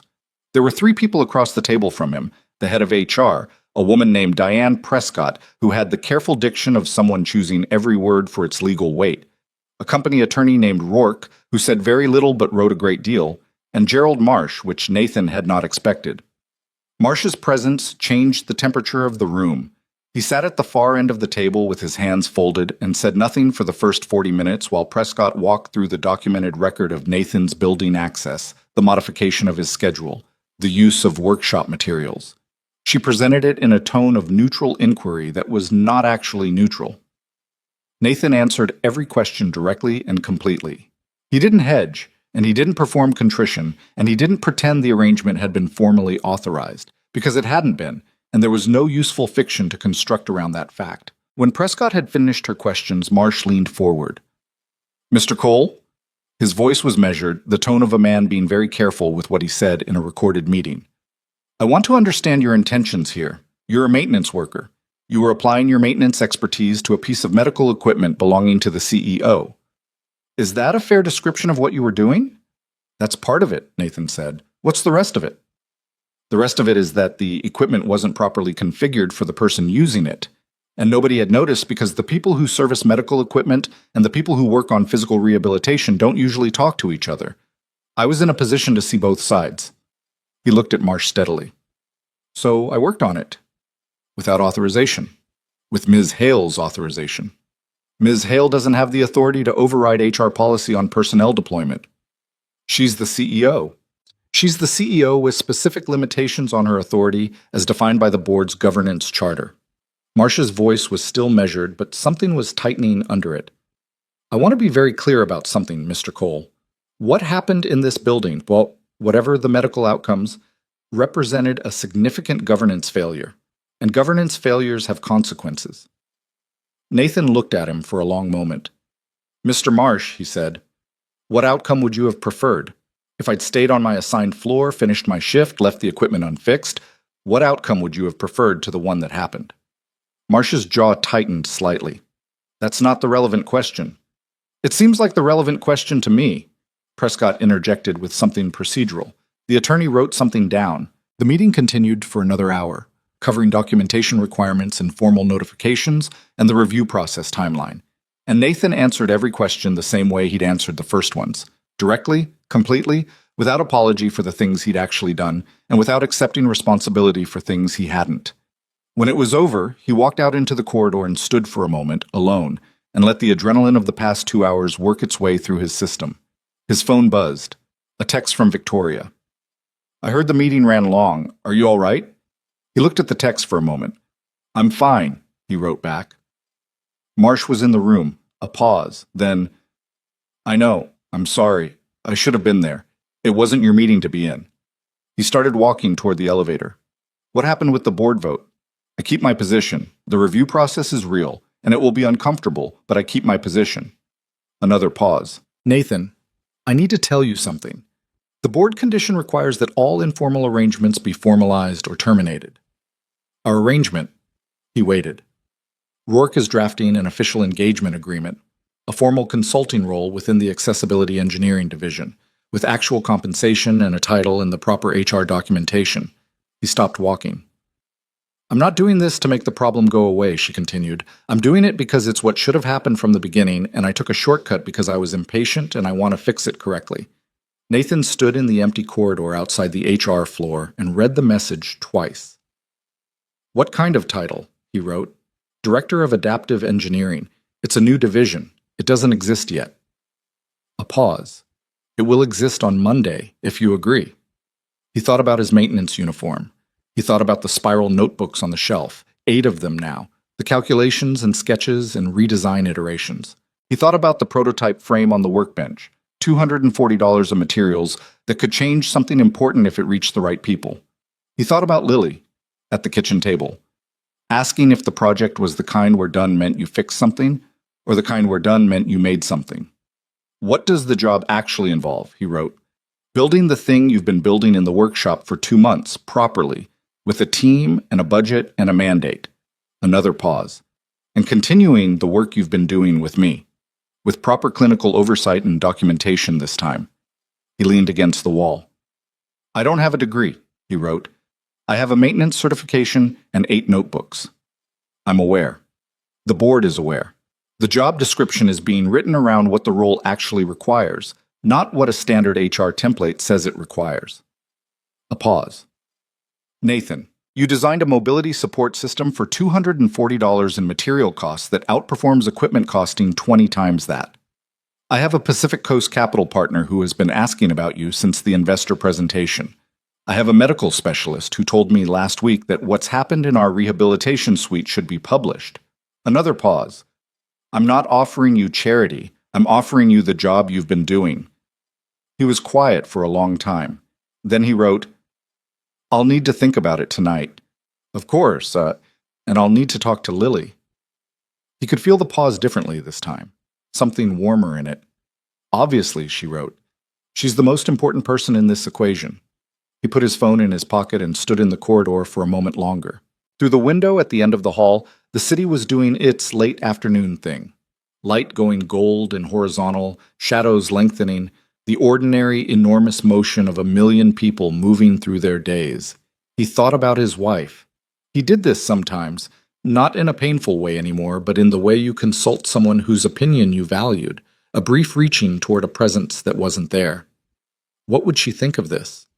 What would she say? He thought she'd say, "What are you waiting for?" He took the elevator down to the lobby, walked out into the late afternoon, and headed toward the bus stop to pick up his daughter from school. Lily was quiet on this bus ride home, which was unusual. She was a talker, always processing the day out loud, producing a running commentary on her classmates and her teacher and whatever she'd learned and what she thought about it. Silence from Lily generally meant something was cooking. He waited. They were 2 blocks from their street when she said without preamble, "Jalen's mom showed him a picture of you on her phone." Nathan looked at her. "What did you tell him?" "I said that was my dad." She thought about it. "He said you were famous. I said you weren't famous. You just fixed something." She paused. "Then I thought about it, and I said, actually, I think you're kind of both." Nathan looked at his daughter. The serious expression, the way she was working through it in real time, her mother's eyes. "Lily," he said, "I might be getting a new job." She looked at him with full attention. Same building, different work, designing things instead of fixing things, or both. He paused. "It would mean better hours. I'd be home more." He looked at her. "But it's a big change. And before I said yes, I wanted to ask you what you thought." Lily considered this with the seriousness she brought to things she understood mattered. "The lady in the wheelchair," she said. "Is it her company?" "Yes." "Is she nice?" He thought about that with the same seriousness she was applying. She's real," he said. "She's honest, and she works hard, and she asks good questions. She's not always easy." He paused. "But she's real." Lily nodded slowly, processing. "She's the project," she said. Not a question. "The project is bigger than her, but yes, she's part of it." His daughter looked out the bus window for a moment, watching the street go by. "Dad," she said finally, "you've been happy tired for 2 months. I think you should say yes." Nathan looked at her. "Also," she added, "Mrs. Okafor said you've been smiling in your sleep. She saw you through the window once." She said this with the matter-of-fact delivery of someone reporting a weather observation. "She told me not to tell you, but I think you should know." He sat with that for a moment. "When did you and Mrs. Okafor start comparing notes about me?" "We've always compared notes about you," Lily said, with the serene confidence of a 7-year-old who has understood for some time that she is not the only one keeping an eye on things. "We just usually don't tell you." Nathan looked out the bus window at his street, the familiar row of houses, the small front yards going gray in the evening light. He thought about a workshop in a basement and a woman at parallel bars and a spiral notebook full of calculations and 4 seconds of standing that neither of them had named yet. He thought, say yes. He thought, there's a next step. There's always a next step. The bus stopped at their corner and he took his daughter's hand and they got off. And the evening was cold and clear and unremarkable in all the ways that good ordinary evenings are. And Nathan Cole walked home with his daughter and thought about what he was going to build next. He said yes on a Friday morning, standing in the workshop with his 8th spiral notebook open on the bench in front of him, and the conversation was short because Victoria had known he was going to say yes probably before he did, and they both understood that the paperwork was a formality around something that had already been decided weeks ago in the way real decisions are actually made, not in a single moment but incrementally, through accumulated evidence that one direction is right and the other directions are not. The formal offer letter sat on the workbench beside his notebook. Director of Adaptive Engineering. He'd read it 3 times, not because he didn't understand it, but because some things need to be read more than once before they become real. There's a clause in there about publishing the methodology, Victoria said. She was in her chair on the other side of the bench, reviewing the same document on her tablet. Sana pushed for it. Any process we develop here, the load distribution approach, the support configuration protocol, it goes into a peer-reviewed format that other clinicians can access. That's the right call? I know it is. I wanted you to know I agreed with it without being asked. She paused. The Pacific Coast Capital conversation happened. They're interested in funding a pilot program, affordable adaptive equipment for families who can't access high-cost solutions. She looked at him. Your $240 prototype is the center of that conversation. Nathan looked at the prototype frame on the far end of the bench. He'd refined it twice more since the first version: tighter tolerances, a simpler pneumatic fitting that a community workshop could fabricate without specialized machinery, instructions written in language that assume mechanical familiarity but not engineering training. He'd been writing those instructions in the evenings after Lily went to bed, working out how to explain what he knew in a way that was actually transferable rather than just described. How many families? He asked. The pilot is scoped for 40 households in the first year. If the outcomes support it, the second year targets 250. She held his gaze. Nationwide by year 4, if the funding follows. He was quiet for a moment. 40 families. He thought about what his wife had needed and what the insurance had covered, and the gap between those two things that he'd spent 2 years trying to fill with improvisation and library books, and the particular determination of someone who refused to accept that the gap was simply how things were. 40 families was not nothing. He signed the offer letter and slid it across the bench. The months that followed were not easy in the ways that matter. They were full, impossibly full.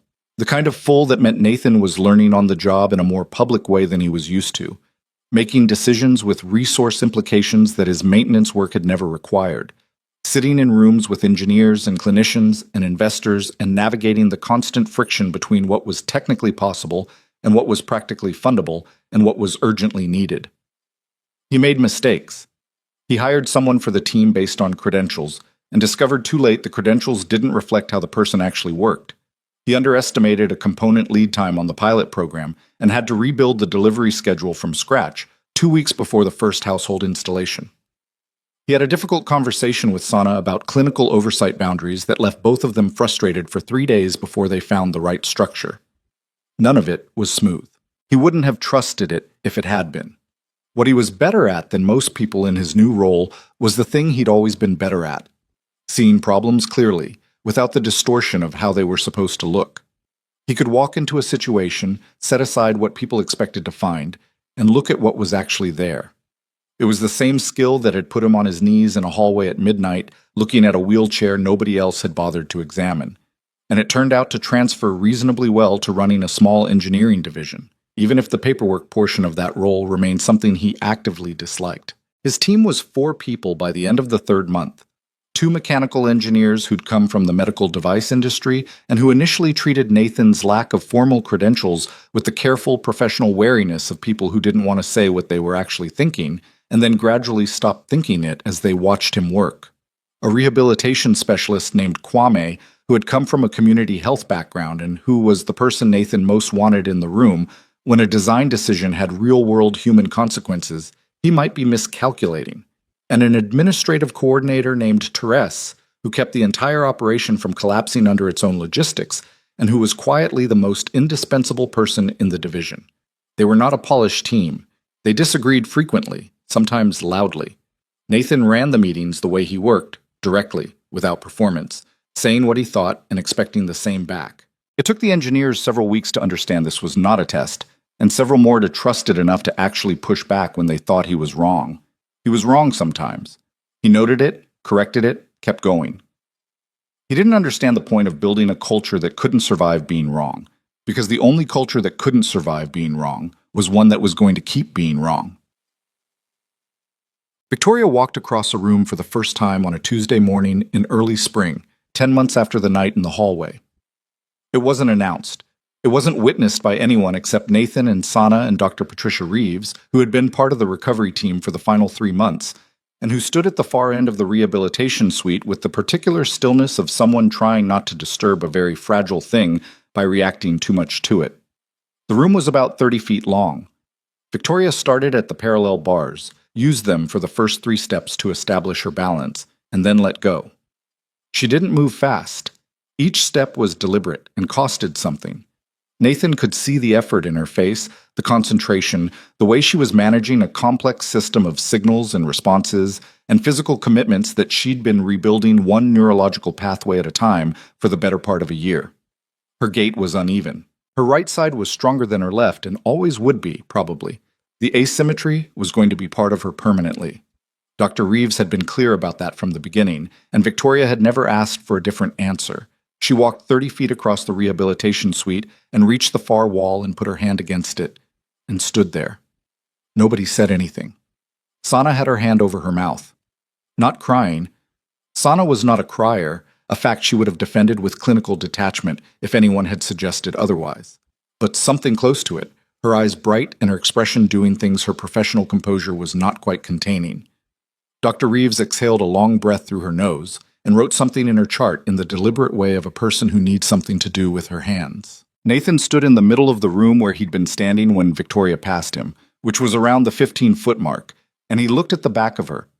Her hand against the wall, her shoulders, the careful way she was still managing her balance even in stillness. And he felt something move through him that was too large and too mixed to name cleanly. It had grief in it, which surprised him, though it probably shouldn't have. Grief for the years this had been impossible, for the woman who'd been managing so much pain for so long without anyone looking at the right level of the problem. It had something like pride, though that word wasn't quite right either. It had underneath both of those things a simpler and more solid feeling that he recognized from the best moments of his life, the feeling of having done the right work in the right direction and seen it become something real. Victoria turned around. She looked at the room, at Sana and Dr. Reeves and Nathan, and her face was not the composed CEO face, and it was not the carefully controlled rehabilitation patient face, and it was not any of the faces Nathan had cataloged over 10 months of 6:30 mornings. It was something underneath all of those, something older and less managed and entirely hers. "Okay," she said. Her voice was rough. "Okay." Which was not much as statements went, but it was the right thing. Nathan crossed the room to where she was standing and stopped in front of her, and she looked up at him. She was 2 inches shorter than he'd realized, having only ever known her in the chair. And there was a moment between them that held everything they hadn't said over 10 months of workshop mornings and late-night texts and the particular intimacy of working toward a hard thing together. "Lily's going to want to see this," he said. Victoria's expression moved through several things and landed somewhere that was unmistakably a smile, a real one. Not the careful professional version, not the edge of something he'd seen occasionally in the hallway, a full, unguarded, slightly unsteady smile that changed her whole face. "I know," she said. "I've been thinking about that." He smiled back. "She's going to be insufferable about it. She's 7. She's earned insufferable." They stood there for a moment more, the 30 feet of floor between where she'd started and where she'd ended. Sana still composing herself in the background, the morning light coming in flat and clear through the suite's high windows. Then Victoria said, "Help me back to the bars. My left side is going to complain about this for the rest of the day." He offered his arm. She took it, not as a patient taking assistance, but as a person taking a steadying hand that was offered, and they walked back across the room together. 1. He brought Lily on a Saturday, 3 weeks later, after Victoria had been walking independently for long enough that the specific precariousness of those first days had settled into something more solid, something she trusted enough to do in front of a 7-year-old without anxiety about it. Victoria had suggested the timing. She'd also, Nathan discovered, spent some time thinking about what to do with a 7-year-old visitor, which had resulted in a rehabilitation suite that had been subtly reconfigured, the clinical starkness somewhat softened, a chair at the right height positioned near the parallel bars. And, on the bench in the corner, a small arrangement of engineering drawings and model components from the Accessibility Division's pilot program that were laid out in a way that was clearly intended to invite investigation. Lily noticed the components immediately upon entering and beelined for them before Nathan could introduce anyone to anyone. "What's this?" she asked, picking up one of the support bracket prototypes. "That's part of a wheelchair support system," Victoria said from where she was standing. Standing, not in the chair which she still used for longer distances and had no complicated feelings about, near the parallel bars. "Your father designed it." Lily turned the bracket over in her hands with the focused attention she brought to anything mechanical, which Nathan recognized as a thing she'd gotten from him and examined it from several angles. "How does it work?" she asked. So Victoria explained it. She was good at it, Nathan noted. She pitched the explanation at exactly the right level, not talking down, not oversimplifying, treating Lily's question as a real question that deserved a real answer. Lily listened and asked a follow-up question that was better than the ones most adults asked, and then another one. And the two of them were deep in conversation about pneumatic pressure and load distribution before Nathan had said more than 3 words. He sat in a chair near the window and watched his daughter and this woman talk shop, and something settled in his chest that had been unsettled for a long time. After a while, Victoria looked over at him with a question in her expression. "Ready?" And he nodded. She walked across the rehabilitation suite. Not the full 30 feet she'd done that first morning. A shorter distance, more controlled, demonstrating her current working gait rather than pushing its limits, because she'd understood without Nathan having to say it that this was about showing Lily something true rather than performing something impressive. Lily watched. She was very still, which was not her default state. She watched Victoria walk. The deliberate steps, the slight asymmetry, the visible effort, and the visible capacity. And Nathan watched his daughter watching, and he could see her understanding it. Not just the mechanics of it, which she'd just learned about, but the weight of it, what it meant. Victoria reached the end of her demonstration distance and stopped and looked at Lily. Lily was quiet for a moment. "That's because of my dad," she said. It wasn't a question. She said it the way she said things she'd already worked out for herself and was stating aloud to confirm. "Yes," Victoria said, "that's because of your dad." Lily turned to look at Nathan with an expression he hadn't seen on her face before. He'd seen her proud of things, her drawings, her spelling tests, the time she'd figured out how to fix her bicycle chain herself. But this was different. This was the look of a child discovering that her parent was something larger than the context she'd known him in, and finding that it didn't make him unfamiliar but somehow more fully themselves. She didn't say anything for a moment. Then she turned back to Victoria and said, with complete composure, "Can I try pushing you in the wheelchair? The good one, not the backup." Nathan put his hand over his mouth. Victoria's expression was, for just a moment, helpless, in the best way. Then she said, "Yes, but slowly. And you listen to what I tell you about the turns." "I always listen," Lily said, already moving toward the chair with the confidence of someone who has decided a thing is happening. Nathan did not point out that always was not an accurate characterization of Lily's listening record.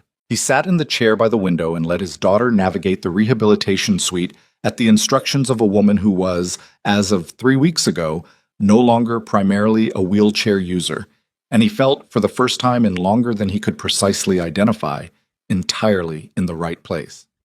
The Sterling Dynamics Annual Global Conference happened in November, 11 months after the night in the hallway.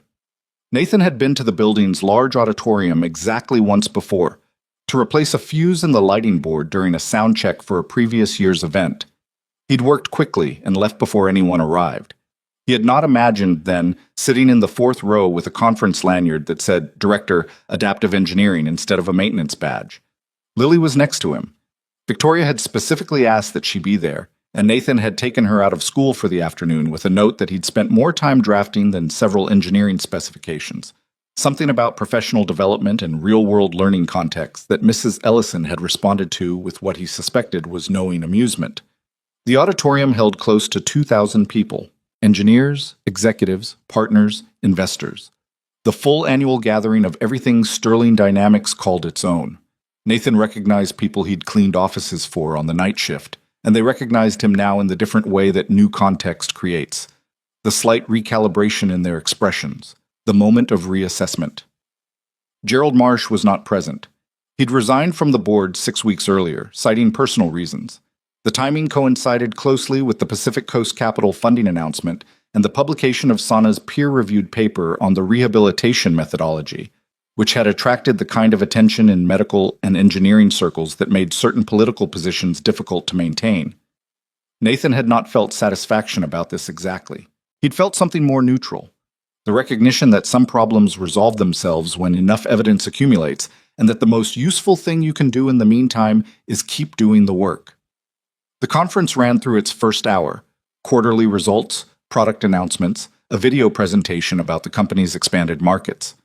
Nathan watched and listened and thought about the prototype frames currently being installed in the 47th pilot household, and whether the left side mounting tolerance on the new batch was within spec, and whether Kwame had confirmed the follow-up assessment schedule with the clinical team. Lily sat beside him with her hands in her lap and her eyes moving around the auditorium with steady, interested attention. She dressed herself for the occasion in a way that suggested she'd taken the event seriously. Her good cardigan, the one she reserved for school performances, her hair, done in the careful way Mrs. Okafor had shown her. Nathan had noticed this without commenting on it, which was what the moment had seemed to require. Then the light shifted and Victoria walked onto the stage. She walked. Not with the parallel bars, not with any assistance, not in the chair. She walked from the wings of the stage to the podium at its center, in front of nearly 2,000 people, in the particular way that had become hers over 11 months of work. Deliberate, slightly asymmetric, unhurried, fully herself. The auditorium went quiet in the specific way that 2,000 people go quiet when they're watching something they understand to be significant. She reached the podium and stood behind it and looked out at the room. 11 months ago, she said, I couldn't walk across this stage. Her voice carried without effort, the same voice she used in every room, clear and direct and without performance. I want to talk today about what changed, not because it's my story, or not only because it's mine, but because what changed in my life is also what I want this company to become better at. And those two things are connected in a way I think is worth explaining. She spoke for 20 minutes.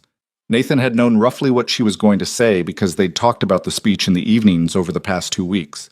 Not that she'd asked him to approve it, but that she'd wanted to think through parts of it out loud, and he was, by this point, the person she thought out loud with. He'd told her what landed and what didn't, and she'd argued with him about 2 parts and changed them anyway, which was a pattern he'd come to understand was her way of processing, rather than a request for his judgment. She talked about the work Sana and Dr. Reeves had done. She talked about the equipment problem, the systemic failure of the medical device industry to design for the specific person rather than the averaged patient, the gap between what technology could do and what most people could access. She talked about the pilot program in the 47 households and the peer-reviewed methodology that was already being piloted by 2 rehabilitation centers in other states. And then she stopped and looked out at the room and said, "None of that happened because of $1 million research program. It happened because a man who pushed a mop through these hallways every night for 3 years looked at a problem nobody else was looking at and didn't stop looking at it." The auditorium was very still. His name is Nathan Cole. He's sitting in the 4th row. He is now the director of adaptive engineering at this company, and what that division is building will reach more people than anything else we announced today. I want you to know his name. 2,000 people turned. Nathan felt it, the collective attention of the room shifting toward him, and he sat with it without flinching, which was harder than it sounds, but less hard than it had been in the months before. He'd had practice with being looked at. He was still not entirely comfortable with it, and suspected he never would be, which was probably fine. Lily reached over and took his hand. He looked down at her. She was looking straight ahead at the stage, not at him, her hand in his, her expression carrying a quiet gravity that was not what he'd expected from a 7-year-old, but that was, he was coming to understand, entirely characteristic of this specific 7-year-old. The applause started. It built. The kind of applause that doesn't begin all at once, but that grows as people make decisions about it, and by the time it reached its peak, it was the sustained standing kind that Nathan had only ever witnessed on television, and that felt, from the inside, completely different from what he'd imagined it would feel. He didn't stand up or wave or do any of the things that the moment seemed to expect of him. He sat in his seat and held his daughter's hand and let the sound of it wash over him. And he thought about a hallway at midnight and a woman in a chair nobody had properly looked at, and a library book on embedded control systems, and 8 spiral notebooks, and the particular expression on Lily's face when she'd watched Victoria walk across the rehabilitation suite and understood what it meant. He thought about his wife. He thought about her the way he sometimes did in good moments now. Not with the gutting ache of the first years, but with something softer, an awareness of absence that coexisted with the presence of everything around him without canceling either one. She would have had things to say about all of this. He could almost hear what they would be. He thought about the 47 households. He thought about the 48th, which was being installed next week. He thought about the funding meeting on Thursday with the Pacific Coast Group, and the research paper Kwame was co-authoring with Sana, and the 2 engineers on his team who had stopped being careful around him and had started being honest, which was a better thing. The applause settled. The conference moved on. Victoria caught his eye from the stage, just briefly, a direct look that didn't need anything added to it, and then she turned back to the room and continued. Afterward, in the corridor outside the auditorium, in the dispersing crowd of people in conference lanyards and good shoes, Lily looked up at Nathan and said, "Dad?" Yeah. I want to be an engineer. He looked at her. Since when? Since the bracket, she said, with the certainty of someone who had been waiting for the right moment to announce a decision already made. The one I held in the rehabilitation room. I've been thinking about it. You've been thinking about engineering since September and you're just telling me now? She considered this. I wanted to make sure first. Nathan looked at his daughter, 7 years old, completely serious, entirely certain, and felt something move through him that he had no interest in analyzing. He just let it be what it was. Okay, he said. Okay, it's a good idea, or okay, stop talking about it. Okay, it's a good idea. He took her hand. We'll get you some books. I already have one, she said. Mrs. Okafor got it from the library. Of course she did. They found Victoria in a smaller room off the main corridor, navigating a cluster of people who all wanted a conversation she was managing with the efficient grace of someone who'd been doing it for years. Nathan and Lily waited at the edge. Lily with patient attention, Nathan with his hands in his jacket pockets and his conference lanyard still around his neck, which he was going to have to get used to the same way he'd gotten used to a lot of things this year. When the cluster thinned, Victoria moved toward them, and her eyes went to Lily first. Well, she said. You were good, Lily told her. The assessment was delivered with no hedging, as pure observation. You talked like you meant it, not like you were reading from a script. I did mean it. I know, that's why it was good. Lily tilted her head. Also, your shoes were very loud on the stage. Victoria looked down at her heels and then back up at Lily with an expression that was, Nathan had come to understand over months of watching it develop, her version of genuine delight. It was not a big expression, it was a slight widening of the eyes and a quality of real attention and the corner of the mouth doing something that on a different face would be a full grin. He'd gotten fond of it. I'll wear different shoes next year, Victoria said seriously. Flats, Lily confirmed, more practical. Flats, Victoria agreed. Nathan looked at the two of them, his daughter, this woman, and thought, this is it. Not in the dramatic sense of some kind of arrival at a destination, but in the quieter and more accurate sense of recognizing a thing you've been in the middle of for a while without quite naming it. This was the shape of what he had now, the team in the workshop, the 47 households becoming 48, the spiral notebooks on the shelf, Lily talking engineering with Mrs. Okafor, and deciding things in advance and reporting them with the confidence of someone who trusts that the people around her will receive the information properly. Victoria walking on a stage in loud shoes, meaning every word. The work that was real. He'd spent 3 years being invisible.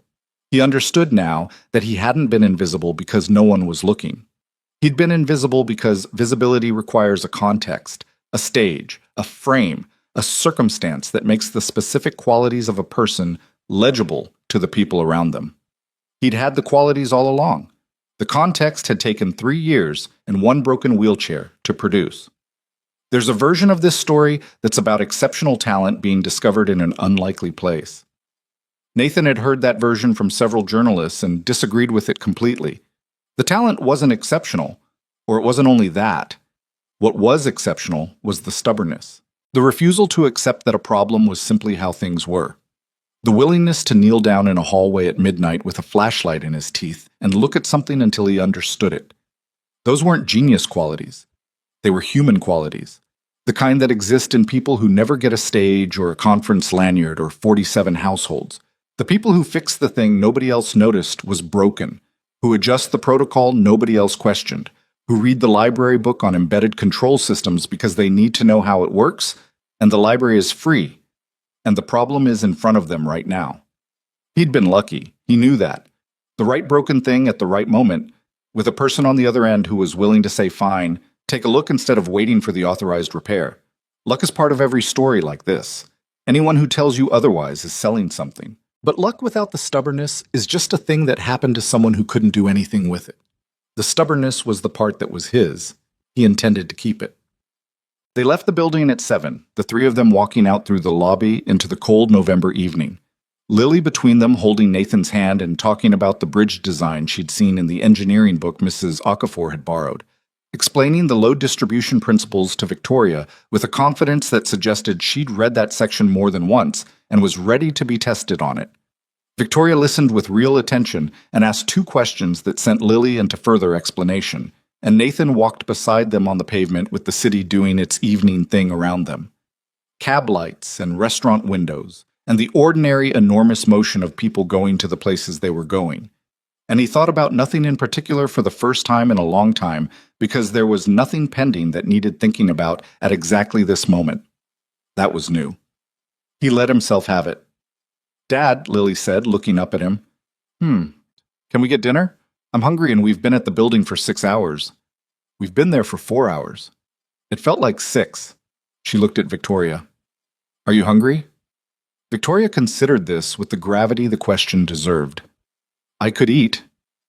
"Good."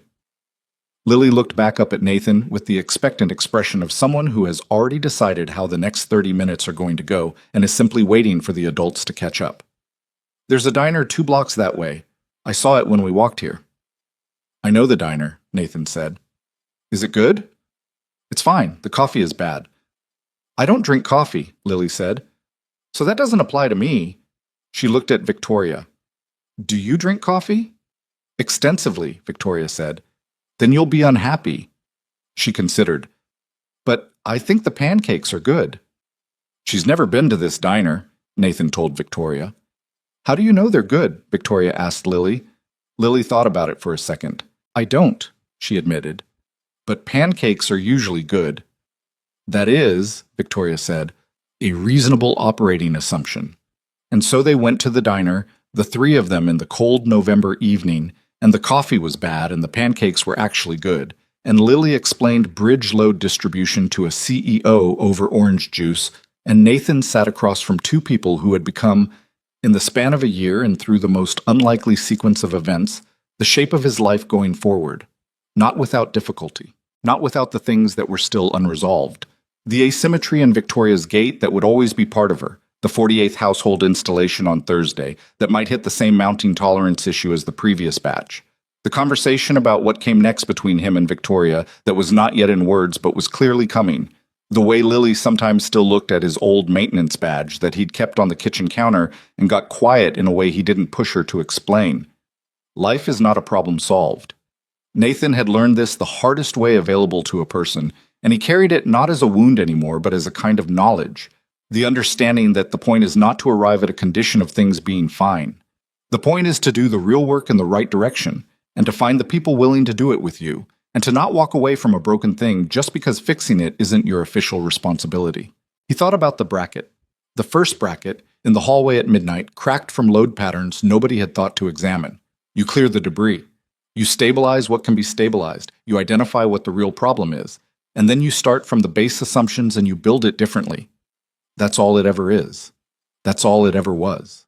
The pancakes came and Lily immediately put too much syrup on hers, and Victoria wrapped both hands around a cup of genuinely mediocre coffee with the expression of someone making peace with a situation, and outside the diner window the city went on being itself, indifferent and full, and lit up against the dark, and Nathan Cole sat in the 4th row of his own life and thought, "This is the work, right here. This is exactly it," and it was.